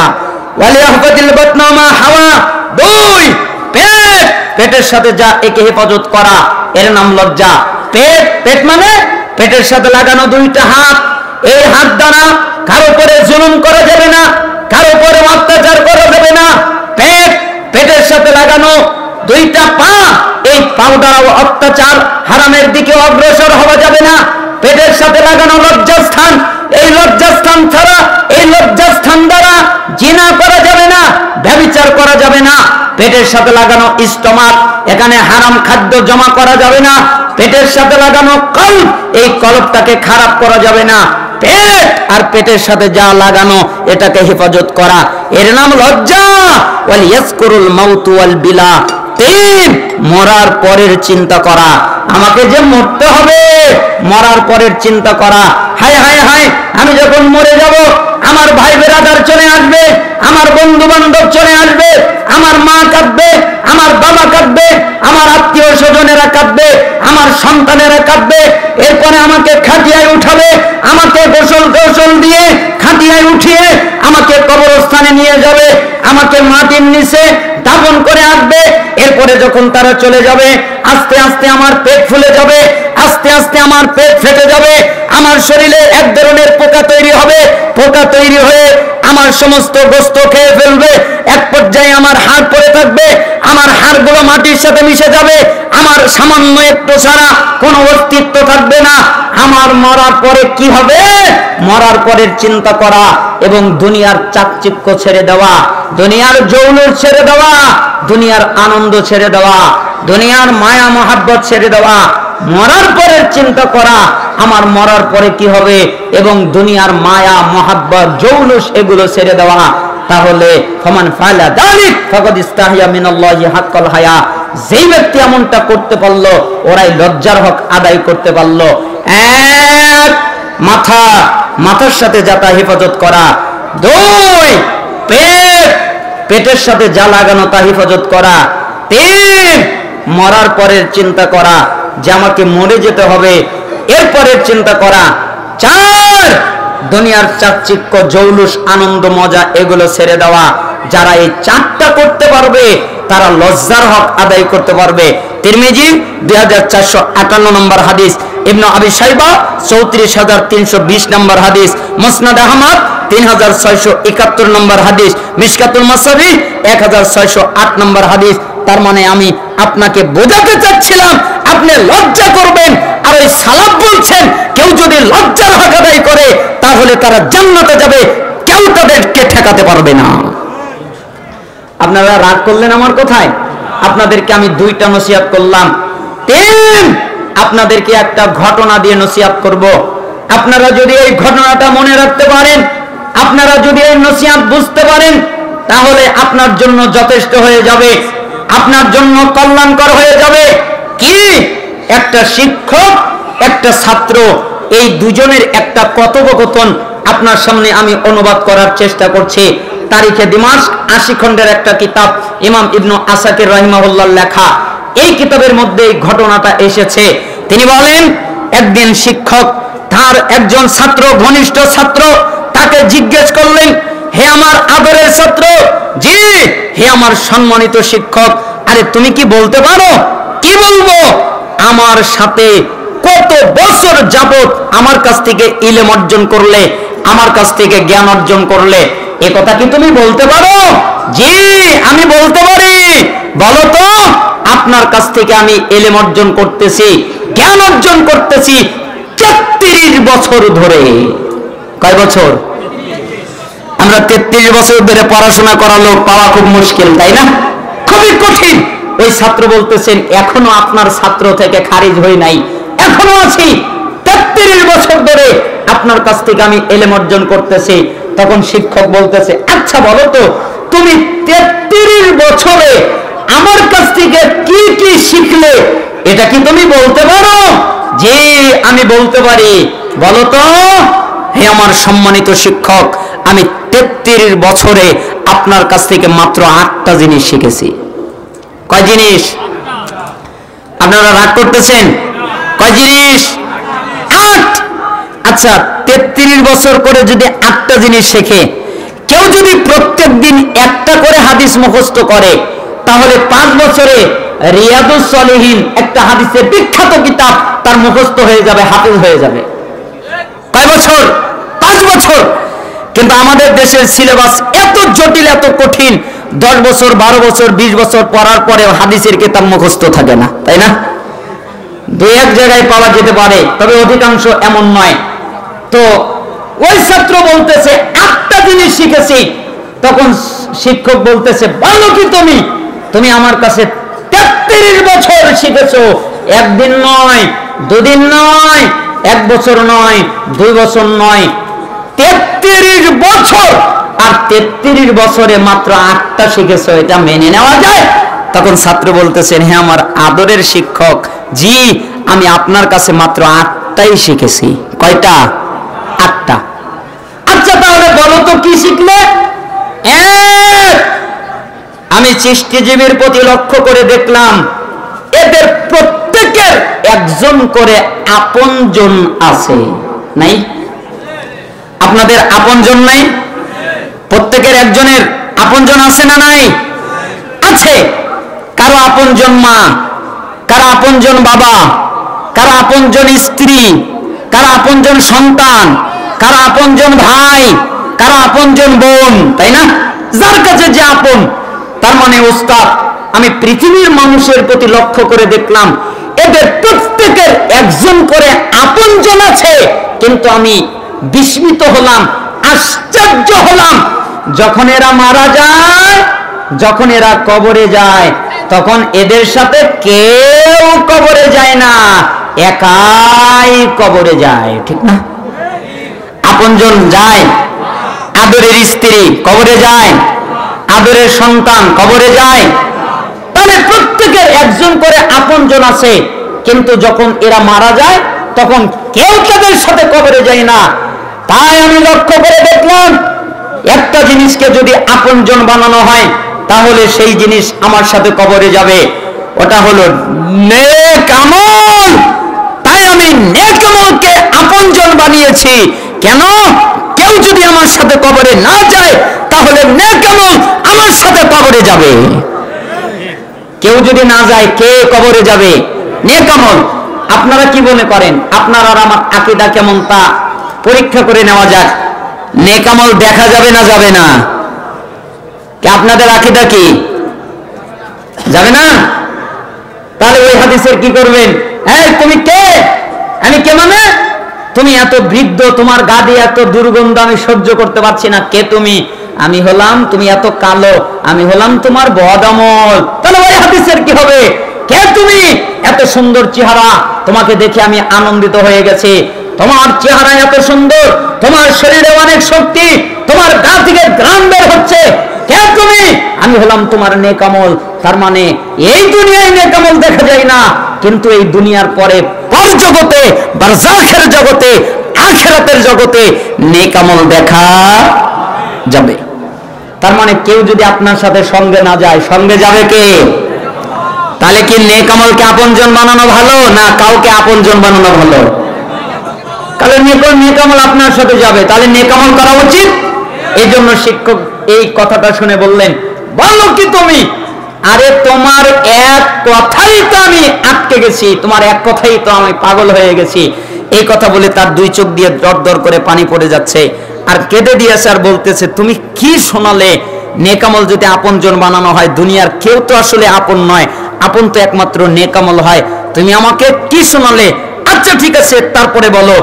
দুই, আপনি আমাকে শিখিয়েছেন সূরা নাজিয়াত 40-41 নম্বর আয়াত, ওয়াম্মা মান খাফা মাকামা রাব্বিহি ওয়া নাহান নাফসা আনিল হাওয়া ফাইন্নাল জান্নাতা হিয়াল মাওয়া।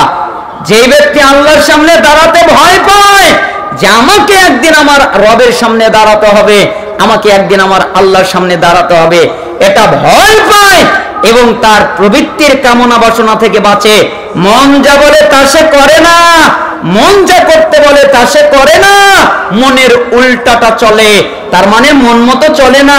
মন বলে জিনা করে না, মন বলে সুদ খায় না, মন বলে ব্যভিচার করে না, মন বলে তোরা পাপ করে না, মন বলে অন্যায় করে না, মন বলে গান শোনে না, মন বলে প্রেম করে না, মন বলে জিনা করে না, মন যা বলে তার উল্টা করে। ফাইন্নাল জান্নাতা হিয়াল মাওয়া, আল্লাহ তাআলা বলেন তার একমাত্র ঠিকানা জান্নাত, জান্নাত ছাড়া তার আর কোনো ঠিকানা নাই। তার ঠিকানার নাম কি? জান্নাত। যেই ব্যক্তি আল্লাহর সামনে দাঁড়াতে ভয় পায়, আপনি আর আমি কেমন ভয় পাই এটা আমাদের জানা নেই। সাহাবীদের ভয় আপনাকে দেখাই, সাহাবীরা কেমন ভয় পেয়েছেন। মাইজ বিন মালিক, মনে আছে না? মুসলিমের ভিতরে হাদিসটা এসেছে। মাইজ বিন মালিক জিনা করেছে, তাই আল্লাহ নবী সাল্লাল্লাহু আলাইহি সাল্লামের কাছে এসেছে, কেন? পবিত্র হওয়ার জন্য। মাইজ বিন মালিক আল্লাহর নবীকে এসে বললেন, আল্লাহর নবী জি আপনি আমাকে পবিত্র করেন। রাসূল সাল্লাল্লাহু আলাইহি সাল্লাম বললেন, যাও আল্লাহর কাছে মাফ চাও, আল্লাহর কাছে ক্ষমা চাও, আল্লাহ তোমাকে মাফ করে দিবে, আল্লাহ তোমাকে ক্ষমা করে দিবে। মাইজ বিন মালিক চলে গেল। কিছুদিন যাওয়ার পরে আবার ঘুরে আসলো, আল্লাহর নবী আপনি আমাকে পবিত্র করেন। আরে তুমি বুঝতে পারো না? আল্লাহর কাছে মাফ চাও, আল্লাহর কাছে ক্ষমা চাও, আল্লাহ তোমাকে মাফ করে দিবে, আল্লাহ তোমাকে ক্ষমা করে দিবে। এরপরে চলে গেল। কিছু দূর যাওয়ার পরে আবার ঘুরে চলে আসলো, আল্লাহর নবী জি আপনি আমাকে পবিত্র করেন। আরে তুমি কি বুঝতে পারো না? আল্লাহর কাছে মাফ চাও, আল্লাহর কাছে ক্ষমা চাও, আল্লাহ তোমাকে মাফ করে দিবে। এরপরে চলে গেল। কিছু দূর পরে আবার ব্যাক করে চলে আসলো, আল্লাহর নবী জি আপনি আমাকে পবিত্র করেন। এবার 4 বারের পরে আল্লাহর নবী বললেন, লোকটা কি পাগল যে আমার কথা বোঝে না? তার কি জ্ঞান বুদ্ধি হারিয়ে গেছে?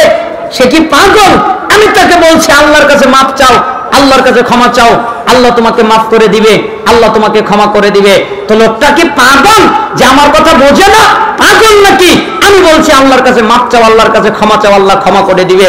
তখন সাহাবীরা বললেন, না আমরা তাকে ভালো মনে করি, সে পাগল নয়। আচ্ছা তাহলে কি ও মদ পান করেছে যে ওর বিবেকটা হারিয়ে গেছে? ও কি করতে হবে বুঝতে পারছে না? ও কি মদ পান করেছে? একজন সাহাবী নাক দিয়ে শুকে বললেন, না মদ পান করে নাই। তাহলে আমি বলছি আল্লাহর কাছে মাফ চাও, আল্লাহর কাছে ক্ষমা চাও, আল্লাহ তোমাকে মাফ করে দিবে, আল্লাহ তোমাকে ক্ষমা করে দিবে। বারবার আমাকে বলতেছে যে আপনি আমাকে পবিত্র করেন। আচ্ছা ঠিক আছে বলো কি করেছো? আল্লাহর নবী আমি জিনা করেছি। তুমি যদি এই কথাটা না বলতে কতই না ভালো হতো। এবার আমার বিচার করতে হবে। সাহাবীরা জি একে অর্ধ পর্যন্ত গাড়ো, এরপরে পাথর মেরে মেরে তাকে হত্যা করে ফেলো। এক পর্যায়ে কিছু রক্ত গিয়ে একজন সাহাবীর মুখে লেগে গেল, তাই সে অভিশাপ দেওয়া শুরু করে দিল।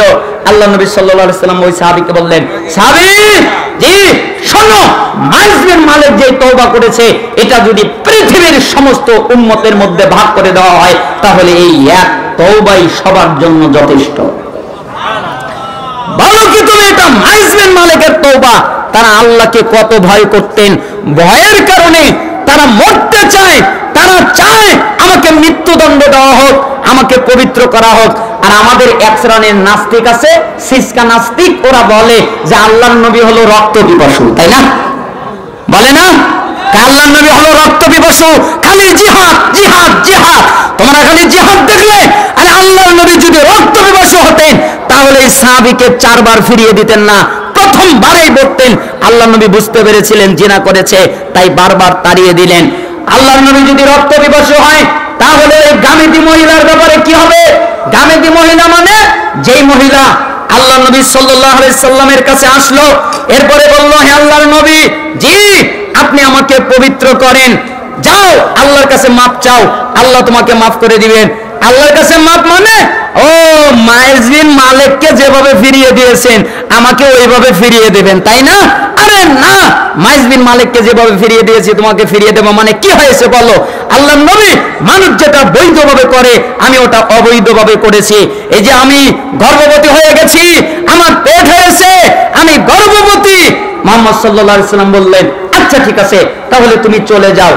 মুহাম্মদ সাল্লাল্লাহু আলাইহি সাল্লাম যদি রক্ত পিপাসু হতেন তাহলে এই মহিলাটাকে চলে যেতে দিতেন না, সাহাবীদেরকে বলতেন আগে তাকে কতল করো। কিন্তু মুহাম্মদ সাল্লাল্লাহু আলাইহি সাল্লাম বললেন, যাও তুমি চলে যাও, যেদিন তোমার সন্তান প্রসব হবে সেদিন তুমি আসিও। কিছুদিন পরে তার সন্তান প্রসব হলো, হাতে করে নিয়ে মুহাম্মদ সাল্লাল্লাহু আলাইহি সাল্লামের কাছে আসলেন, হে আল্লাহর নবী, জি এই যে দেখেন আমার সন্তান। ও তোমার বাচ্চা তো দুধ পান করে, তাই না? জি, তাহলে চলে যাও, তোমার বাচ্চা দুধ পান করা পর্যন্ত অপেক্ষা করো। চলে যাওয়া হলো, 2 বছর দুধ পান করলো, এরপরে চলে আসলো। আসার পরে আল্লাহ নবী সাল্লাল্লাহু আলাইহি সাল্লামের কাছে ওই গামেদি মহিলা তার বাচ্চার হাতে এক টুকরা রুটি ধরিয়ে দিয়ে নিয়ে আসলো। এরপরে বলল, হে আল্লাহর নবী দেখেন আমার বাচ্চা দুধ পান করা ছেড়ে দিয়েছে, এখন সে শক্ত খাবার খেতে পারে, আপনি তাকে আমাকে পবিত্র করুন, আপনি আমাকে পবিত্র করুন। মুহাম্মদ সাল্লাল্লাহু আলাইহি সাল্লাম বললেন, সাহাবীরা জি এই বাচ্চার দায়িত্ব কে নিবে? একজন বলে ফেললেন, আমি নিব। নিয়ে নাও, এই মহিলাকে মাটিতে গাড়ো, এরপরে তাকে পাথর মেরে হত্যা করো। পাথর মারতে গিয়ে এক পর্যায়ে একটু রক্ত এসে খালিদ বিন ওয়ালিদের গায়ে লেগে গেল, তাই তিনি বললেন, খালিদ বিন ওয়ালিদের গায়ে লেগে গেল, তাই তিনি বললেন, হে দুনিয়ার লোক।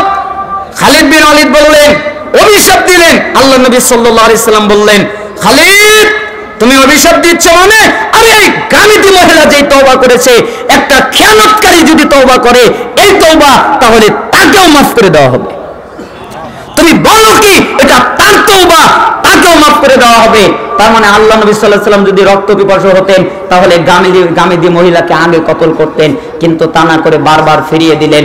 তার মানে আল্লাহ নবী বোঝাতে চাচ্ছেন, মহিলা তুমি আমার কাছে এসো না, কিন্তু মহিলাও নাছরবান্দা, কারণ সে আল্লাহকে ভয় করে, তার হৃদয়ে আল্লাহর ভয়। আমি দুনিয়ায় মরতে রাজি আছি, জাহান্নামের আগুনে ভোগ করতে রাজি নেই, তাই তিনি দুনিয়ায় জীবন দিয়েছে, জাহান্নামে যেতে রাজি নয়। এটা হলো গামেদি মহিলা। তার মানে আমাদের হৃদয়ের ভিতরে আল্লাহর প্রতি ওই ভয় নাই, তাই না? ওই ভয় যদি থাকতো তাহলে সুদ খেত, তাহলে ঘুষ খেত, তাহলে জিনা করত, ব্যভিচার করত, খেয়ানত করত না, এগুলো তারা করতো না। আমাদের মধ্যে ওই ভয় নাই। কিন্তু আল্লাহ তাআলা বলছেন যে আল্লাহকে ভয় করে এবং তার প্রবৃত্তি যা বলে তার উল্টা মতো চলে, ফা ইন্নাল জান্নাতা হিয়াল মাওয়া, তার একমাত্র ঠিকানা মাওয়া নামক জান্নাত। তার মানে মাওয়া নামক জান্নাত এসে যাবে। 3, আমি সৃষ্টিজীবীর প্রতি লক্ষ্য করে দেখলাম, আমি এদের প্রতি লক্ষ্য করে দেখলাম, এদের প্রত্যেকের দামি জিনিস আছে। আপনারা কি মনে করেন দামি জিনিস নাই? দামি জিনিস আপনাদের আছে না নাই? আমি সৃষ্টিজীবীর প্রতি লক্ষ্য করে দেখলাম, এদের প্রত্যেকের দামি জিনিস আছে, আমাদের দামি জিনিস আছে, প্রত্যেক মানুষের দামি জিনিস আছে। কারো দামি জিনিস টাকা, কারো দামি জিনিস গাড়ি বাড়ি, কারো দামি জিনিস স্বর্ণ, কারো দামি জিনিস দলিল। এক একজনের কাছে এক একটা জিনিস দামি জিনিস এগুলো আছে, কিন্তু আমি লক্ষ্য করে দেখলাম এই দামি জিনিস আল্লাহ তাআলা বলেছেন মা ইনদাকুম ইয়ানফাদু ওয়া মা ইনদাল্লাহি বাকিন, তোমাদের কাছে যা আছে তা শেষ হয়ে যাবে, আল্লাহর কাছে যা আছে তা কখনো শেষ হবে না। তাই আমি আমার মালিকানায় যা আসে আল্লাহর কাছে পাঠিয়ে দেই, আমার মালিকানায় যা আসে আল্লাহর কাছে পাঠিয়ে দেই, আমার মালিকানায় যা আসে আল্লাহর পথে দান করে দেই। কেন? আমি জানি আমি দুনিয়ায় যদি রেখে যাই ওটা আমার হতেও পারে নাও হতে পারে, কিন্তু আমি যদি আল্লাহর কাছে পাঠিয়ে দেই তাহলে ওটা আমারই থাকবে, তাই না?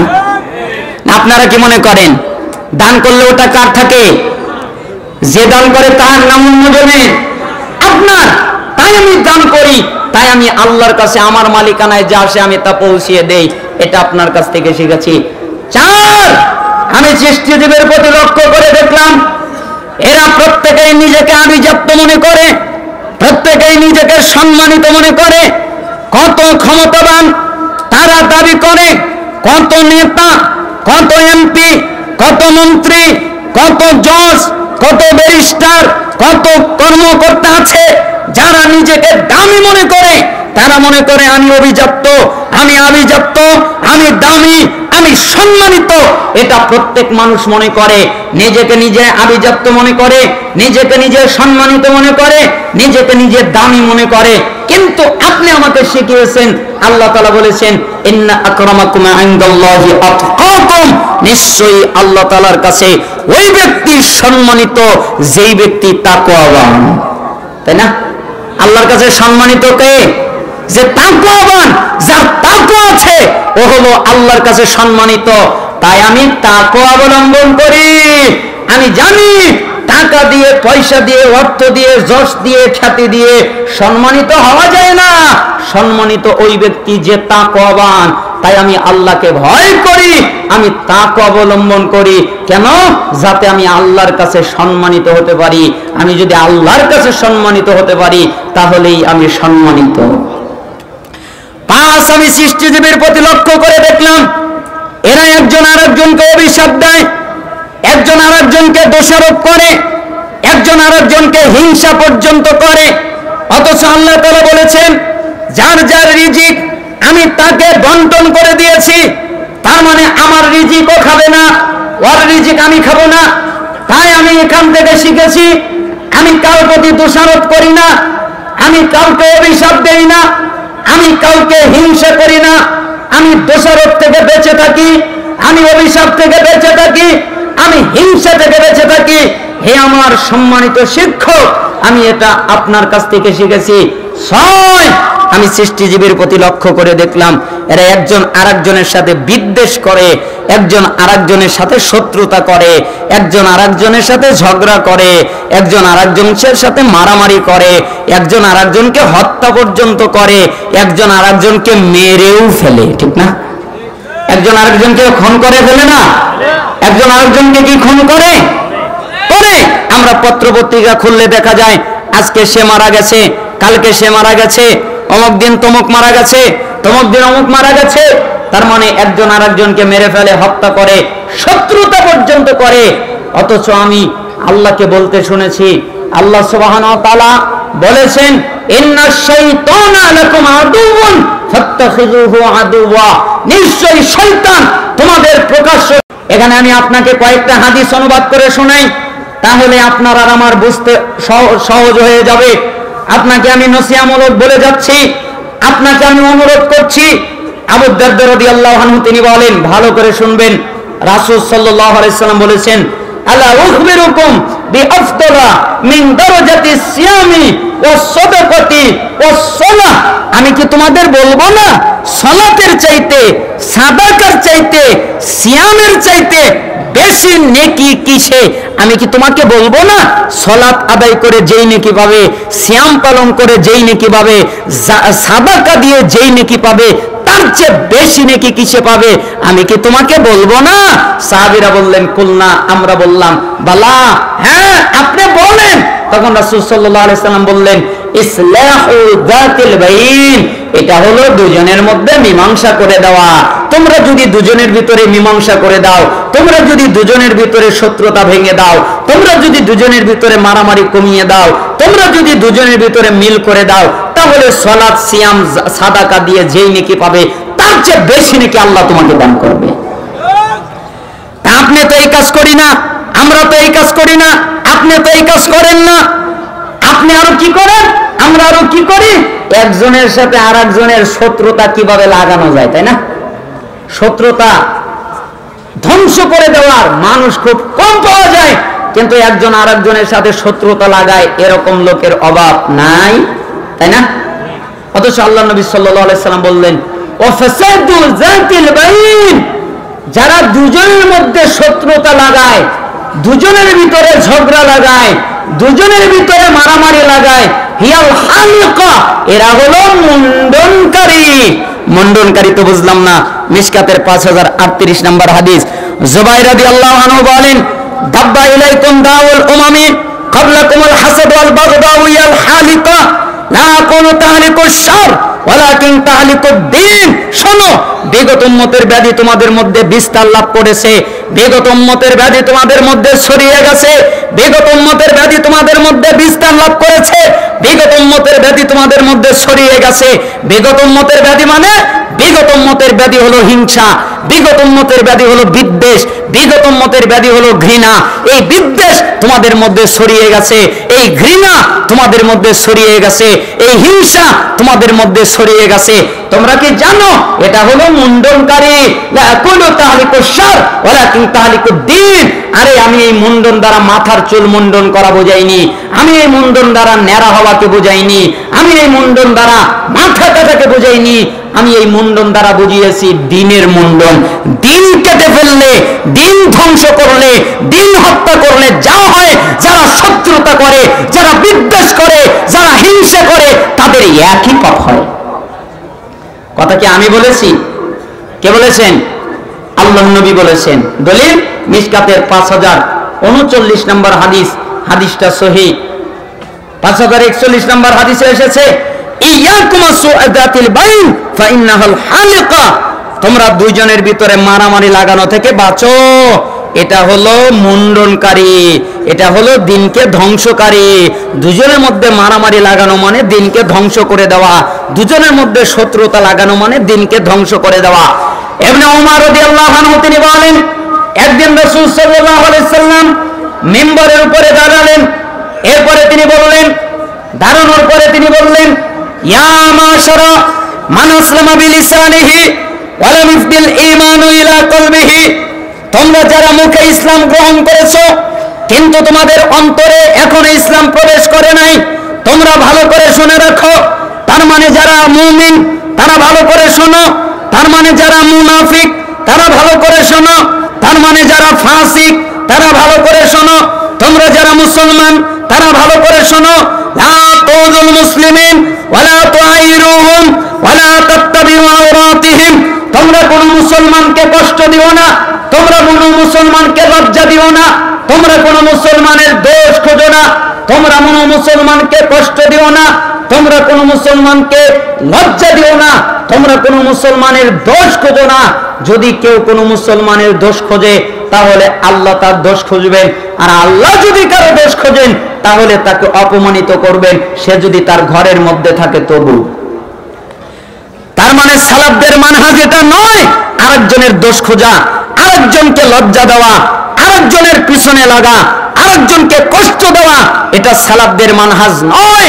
তার মানে আমি আপনাকে বোঝাতে চাইলাম, এক, কাউকে কষ্ট দিবেন না, দুই, কাউকে লজ্জা দিবেন না, তিন, কারো দোষ খুঁজবেন না, চার, কারোর সাথে বিদ্বেষ ঘৃণা হিংসা করবেন না, পাঁচ, আপনি কখনো কোন মানুষের সাথে শত্রুতা করবেন না। আপনার যদি শত্রুতা করতে হয় কার সাথে করবেন? শয়তান। বলেন শত্রুতা করলে কার সাথে করবেন? তাহলে জোরে বলেন তো আপনার আমার শত্রুকে, আরো জোরে বলেন শত্রুকে। কোন মানুষ কি আমাদের শত্রু? কোন ব্যক্তি কি আমাদের শত্রু? আমাদের শত্রুর নাম কি? শয়তান।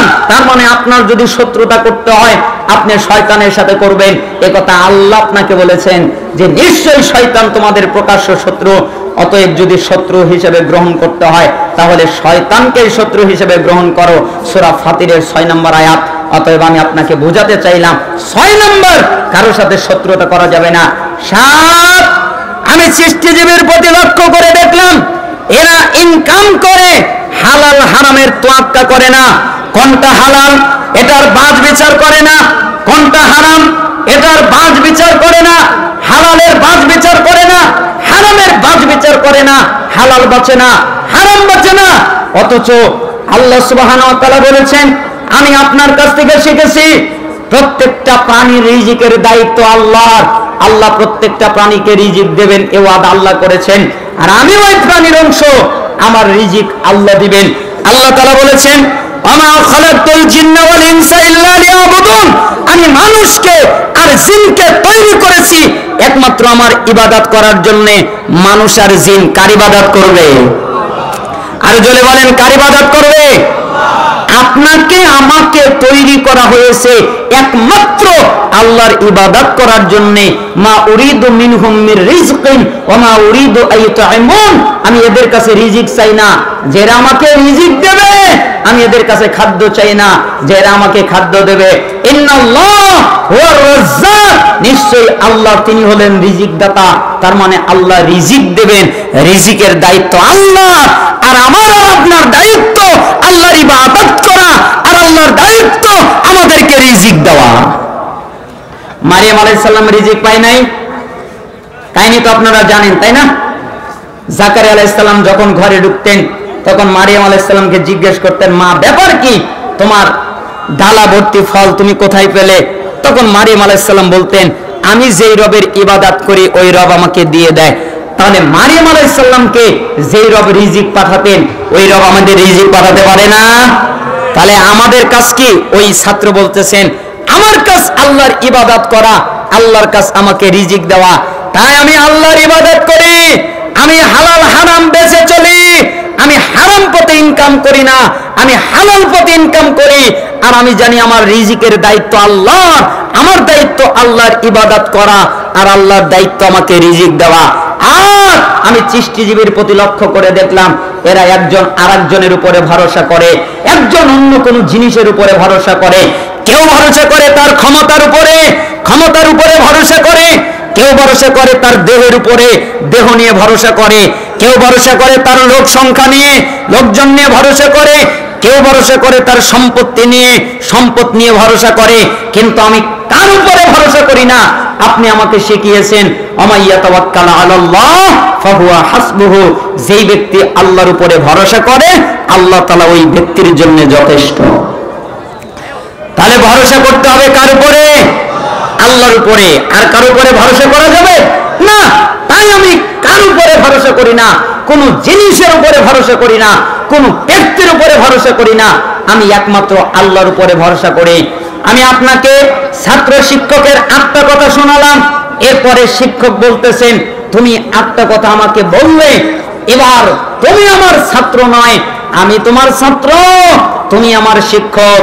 তুমি যে 8 কথা বললে এই 8 কথাই আমার জীবনই পাল্টে গেল। 1, নেক আমলকে বন্ধু বানাবেন। কেন? নেক আমল আপনার সাথে যাবে। 2, আল্লাহর সামনে দাঁড়াতে ভয় করবেন, সাহাবীরা যেরকম করে ভয় করতেন। এবং আপনার প্রবৃত্তির কামনা বাসনা থেকে বাঁচবেন। আপনার প্রবৃত্তি যা বলবে আপনি তার উল্টা পথে চলবেন। 3, আপনার দামি জিনিস আল্লাহর কাছে পাঠিয়ে দেবেন, আল্লাহর পথে দান করবেন, ব্যয় করবেন।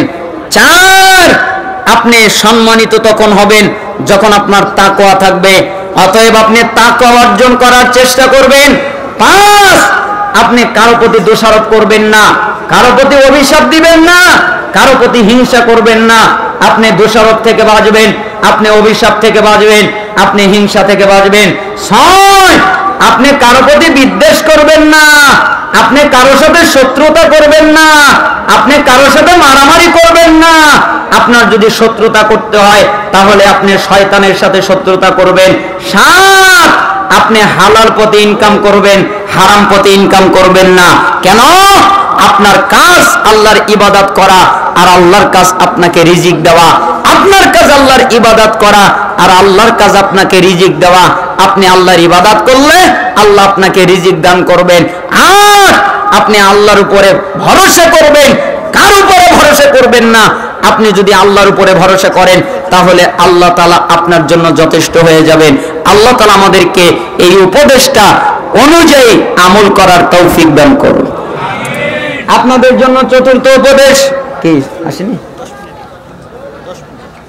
আপনাদের জন্য চতুর্থ উপদেশ, সেই উপদেশটা হচ্ছে আপনারা সবাই মনে রাখবেন, রাসূল সাল্লাল্লাহু আলাইহি ওয়াসাল্লাম এখানে আপনাদেরকে একটা আমভাবে ওসিয়ত করি, আপনারা প্রত্যেকেই এখানে আপনাদেরকে আমি বলছি, আপনারা প্রত্যেকেই নিজের অবস্থান থেকে নিজের জায়গা থেকে ভদ্র হওয়ার চেষ্টা করবেন।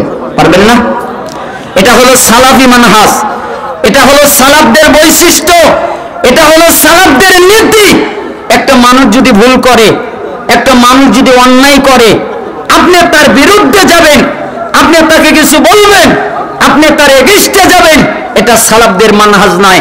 আচ্ছা, বিদআতি ভুল করা একরকম, আর সালাফদের আকীদায় যারা চলে তাদের ভুল আর বিদআতিদের ভুল এক। যারা বিদআতি তাদের আকীদা আল্লাহ সর্বত্র বিরাজমান, আর যারা সহিহ আকীদায় তাদের আকীদা আল্লাহ সর্বত্র বিরাজমান নয়। আর রহমান আলাল আরশি ইস্তাওয়া, রহমান আরশের উপরে উঠেছেন, ঠিক না?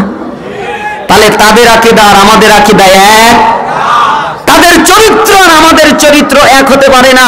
অতএব আমভাবে সবাইকে মনে করবেন না, ভদ্র হওয়ার চেষ্টা করবেন। আল্লাহর নবীর মতো শাইখ বলেছিলেন, আপনাদের মনে আছে কিনা, আল্লাহর নবী সাল্লাল্লাহু আলাইহি সাল্লাম মুসলিমের 285 নম্বর হাদিসে বলেছেন যে একটা লোক বেদুইন মসজিদে নববীতে প্রবেশ করলো।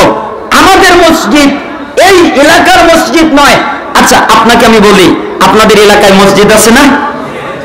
বাদ দেন কোনটা হানাফি কোনটা শাফি, এটা দরকার নাই, যে কোনো একটা মসজিদ, ওই মসজিদে আপনি যদি দেখেন একটা লোক মসজিদের দেওয়ালে প্রস্রাব করতেছে, তা আপনি কি করবেন? বলেন, আপনি কি করবেন? আপনি গিয়ে বলবেন, ভাই সোনা দাদু এই কাজটা ঠিক না, এভাবে বলবেন? কি করবেন? ওই যে তোকে আগে পুঁতি, পরে যা হয় দেখা যাবে, তাই না? তুই আমার মসজিদে এসে প্রস্রাব করছিস, এটা হতে পারে? তোকে আগে পুঁতে নেই। ঠিক একই ঘটনা ঘটেছিল আল্লাহ নবী সাল্লাল্লাহু আলাইহি সাল্লামের সময়ে। মসজিদে নববীতে একটা লোক বেদুইন প্রবেশ করলো, এরপরে প্রস্রাব করে দিল। আল্লাহ নবী সাল্লাল্লাহু আলাইহি সাল্লাম তাকে ঠেকিয়ে দিলেন না, সাহাবীরা তাকে ঠেকানোর জন্য রেগে গেলেন। আল্লাহ নবী সাল্লাল্লাহু আলাইহি সাল্লাম সাহাবীদেরকে বললেন, সাহাবীরা জি তোমরা থেমে যাও, তোমরা এ কাজ করো না, তোমরা থেমে যাও, তোমরা এ কাজ করো না। কেন? ওর প্রস্রাব আটকে দিলে ও অসুস্থ হতে পারে। এটা হলো ভদ্রতা। আল্লাহর নবীর মসজিদে নববীতে প্রস্রাব করছে, তারপরেও আল্লাহর নবী ভদ্রতা দেখাচ্ছেন, এটার নাম ভদ্রতা। কিন্তু আমাদের মধ্যে ভদ্রতা নেই, আমাদের মধ্যে আদব নেই। এ আমার সম্মানিত দ্বীনি সহিহ আকীদার ভাই, আরো সম্মানিত দ্বীনি ভাই, আমি আপনাকে বলতে চাই, আমি আপনাকে বোঝাতে চাই, আপনি আদব আনবেন, আপনার ভিতরে যেন আদব থাকে। আল্লাহ সুবহানাহু ওয়া তাআলা আপনাকে ওই তৌফিক দান করুন। আমার আলোচনা শেষ করে দিব, হয়তো বা সাহেব চলে আসবেন। আপনাদের কাছে একটা কথা, একজন সালাফ, এখন আর আমি হাদিস অনুবাদ করছি না, অনেক সময় লাগবে। একজন সালাফ সুন্দর করে একটা কথা বলছিলেন। মুহাম্মদ ইবনে উবাইদ ইবনে তামিমি তিনি বলেন, সালাসাতুন মাওজুদাতুন ওয়া সালাসাতুন মাফকুদাতুন, মানুষের কাছে তিনটা জিনিস আছে, তিনটা জিনিস নাই। মানুষের কাছে আছে কয়টা? মানুষের কাছে আছে কয়টা? মনে আমার কথা বুঝতে পারেন নাই, আছে কয়টা? তিনটা। নাই কয়টা? তিনটা। এক, আল ইলমু মাওজুদুন, ইলমটা বিদ্যমান, জ্ঞানটা বিদ্যমান, ইলমটা পাওয়া যায়। কেন? আজকে অনেক মাদ্রাসা আছে, আজকে অনেক বক্তা আছে, আজকে অনেক মুফাসসির আছে, আজকে অনেক মুহাদ্দিস আছে, আজকে অনেক মাদ্রাসা আছে, আজকে অনেক মাদ্রাসার শিক্ষক আছে, আজকে মোবাইলে কোরআন পড়া যায়, আজকে মোবাইলে হাদিস পড়া যায়, মোবাইলে কোরআনের তাফসীর পড়া যায়, ইউটিউবের মাধ্যমে ইসলামিক আলোচকদের আলোচনা শোনা যায়। তার মানে ইলম আছে, ওয়াল আমালু বিল ইলমি মাফকুদুন, কিন্তু ইলম অনুযায়ী আমল নাই। ঠিক না? ইলমের অভাব নাই কিন্তু আমল নাই। কিভাবে? আপনাকে আমি দেখাই, আপনি ধরতে পারবেন। বক্তা এসে বলবে আজকে আলোচনার বিষয় গীবাত। হে দুনিয়ার লোক, আপনারা কারো গীবাত করবেন না। একটু পরেই বক্তা দেখবেন আরেকজন বক্তার নাম ধরে বলবে অমুকে এটা করেছে, তমুকে এটা করেছে, ওইটা করেছে, সে এটা করেছে। এই মাত্র বললো গীবাত করবেন না, এরপরে সে গীবাত করলো। তার মানে তার ইলম আছে কিন্তু আমল নাই। একটা লোক বলছে ওযু করে 2 রাকাত সালাত আদায় করতে হয়, ওযু করার পরে 2 রাকাত সালাত আদায় করে না। তার মানে ইলম আছে, আমল নাই। একজন লোক একটা আমলের কথা বলে কিন্তু সে আমল করে না, তার মানে ইলম আছে, আমল নাই। একজন সালাফ বলছিলেন যে আমাদের দেশে অনেক হাদিস আছে, এই হাদিসের অর্থ হলো যে শেষ যুগে আলেমদের উঠিয়ে নেওয়ার মাধ্যমে ইলম উঠিয়ে নেবে। জানেন না আপনারা? এই হাদিস সবাই বলে, আর সবাই এই হাদিসের অর্থ করে যে এর অর্থ হলো শেষ যুগে আলেম থাকবে না। শেষ যুগে কি থাকবে না? আলেম থাকবে না। আর মুহাদ্দিসিনে কেরাম এই হাদিসের অর্থ করছেন যে এর অর্থ এটা নয়, এর অর্থ হলো আলেম তৈরি হওয়ার কারখানা নষ্ট হবে, আলেম তৈরি হওয়ার কারখানা থাকবে না। আলেম তৈরি হবে না, যেখান থেকে আলেম তৈরি হয় ওইগুলো থাকবে না। তার মানে বিদ্যালয় ধ্বংস হয়ে যাবে, যেখান থেকে বিদ্যা চর্চা করা হয় ওইগুলো ধ্বংস হয়ে যাবে। ইলম আছে, আমল নেই। এবার অনেকে রাগ করবে, তাহলে আমরা যে তাহাজ্জুদ পড়ি, আমরা যে আমল করি, আমরা যে ইবাদত করি, এগুলো কি আমল নয়? এই জন্য সালাফ বলছেন ওয়ালা আমালু মাওজুদুন, আমল বিদ্যমান, আমল পাওয়া যায়, আমল আছে। ওয়াল ইখলাসু ফীহি মাফকুদুন, কিন্তু আমলের ভিতরে ইখলাস নাই, আন্তরিকতা নাই, একনিষ্ঠতা নাই, আল্লাহর জন্য আমলটা নাই। আমল করে ঠিকই, কিন্তু আল্লাহর জন্য আমল নাই। এখানে অনেক মানুষ আছে কাউকে দেখতে এসেছে, ইলম অর্জন করতে আসে নাই, এরকম ঘটতে পারে না? অনেক মানুষ আছে মসজিদে সালাত আদায় করতে চায়, মুরগির দানা, মুরগি যেভাবে দানা টক টক টক টক করে নেয় সেইভাবে সালাত আদায় করে। সালাতের ভিতরে ধীর স্থিরতা নাই, সালাতের ভিতরে খুশু নাই, সালাতের ভিতরে খুজু নাই, ইবাদতের ভিতরে প্রাণ নাই, প্রাণহীন ইবাদত। তার মানে ইবাদত আছে, আমল আছে, কিন্তু আমলের ভিতরে ইখলাস নাই। এরকম লোক পাওয়া যায় না? 3 ওয়াল হুব্বু মাওজুদুন, ভালোবাসা বিদ্যমান, ভালোবাসা আছে, ভালোবাসা পাওয়া যায়। আচ্ছা, আপনারা কি মনে করেন আল্লাহকে ভালোবাসেন না? কথা বলবেন, আল্লাহকে ভালোবাসেন? আপনাদেরকে আমি সতর্ক করে দেই, মিথ্যা বলবেন না। মিথ্যা বলা কি পাপ না নাকি? পাপ। তাহলে মিথ্যা বলা যাবে? সত্যি কথা বলবেন। আল্লাহকে ভালোবাসেন? আল্লাহর জন্য জীবন দিতে পারবেন? বুঝে শুনে বলেন, কিন্তু আল্লাহর জন্য জীবন দিতে পারবেন? আল্লাহ রসুলের জন্য জীবন দিতে পারবেন? আচ্ছা, কে কে আল্লাহ আল্লাহ রসুলের জন্য জীবন দিতে পারবেন? দুই হাত উঁচু করে দেখান। লিল্লাহি তাকবীর, লিল্লাহি তাকবীর। হাত নামান, আমার বোঝা শেষ। আপনারা আল্লাহর জন্য জীবন দিতে পারবেন, মরতে পারবেন, কিন্তু আমি সালাফের কথা বুঝলাম না। কেন জানেন? উল্টা কথা, আপনাদের পক্ষে না, আপনাদের বিপক্ষে।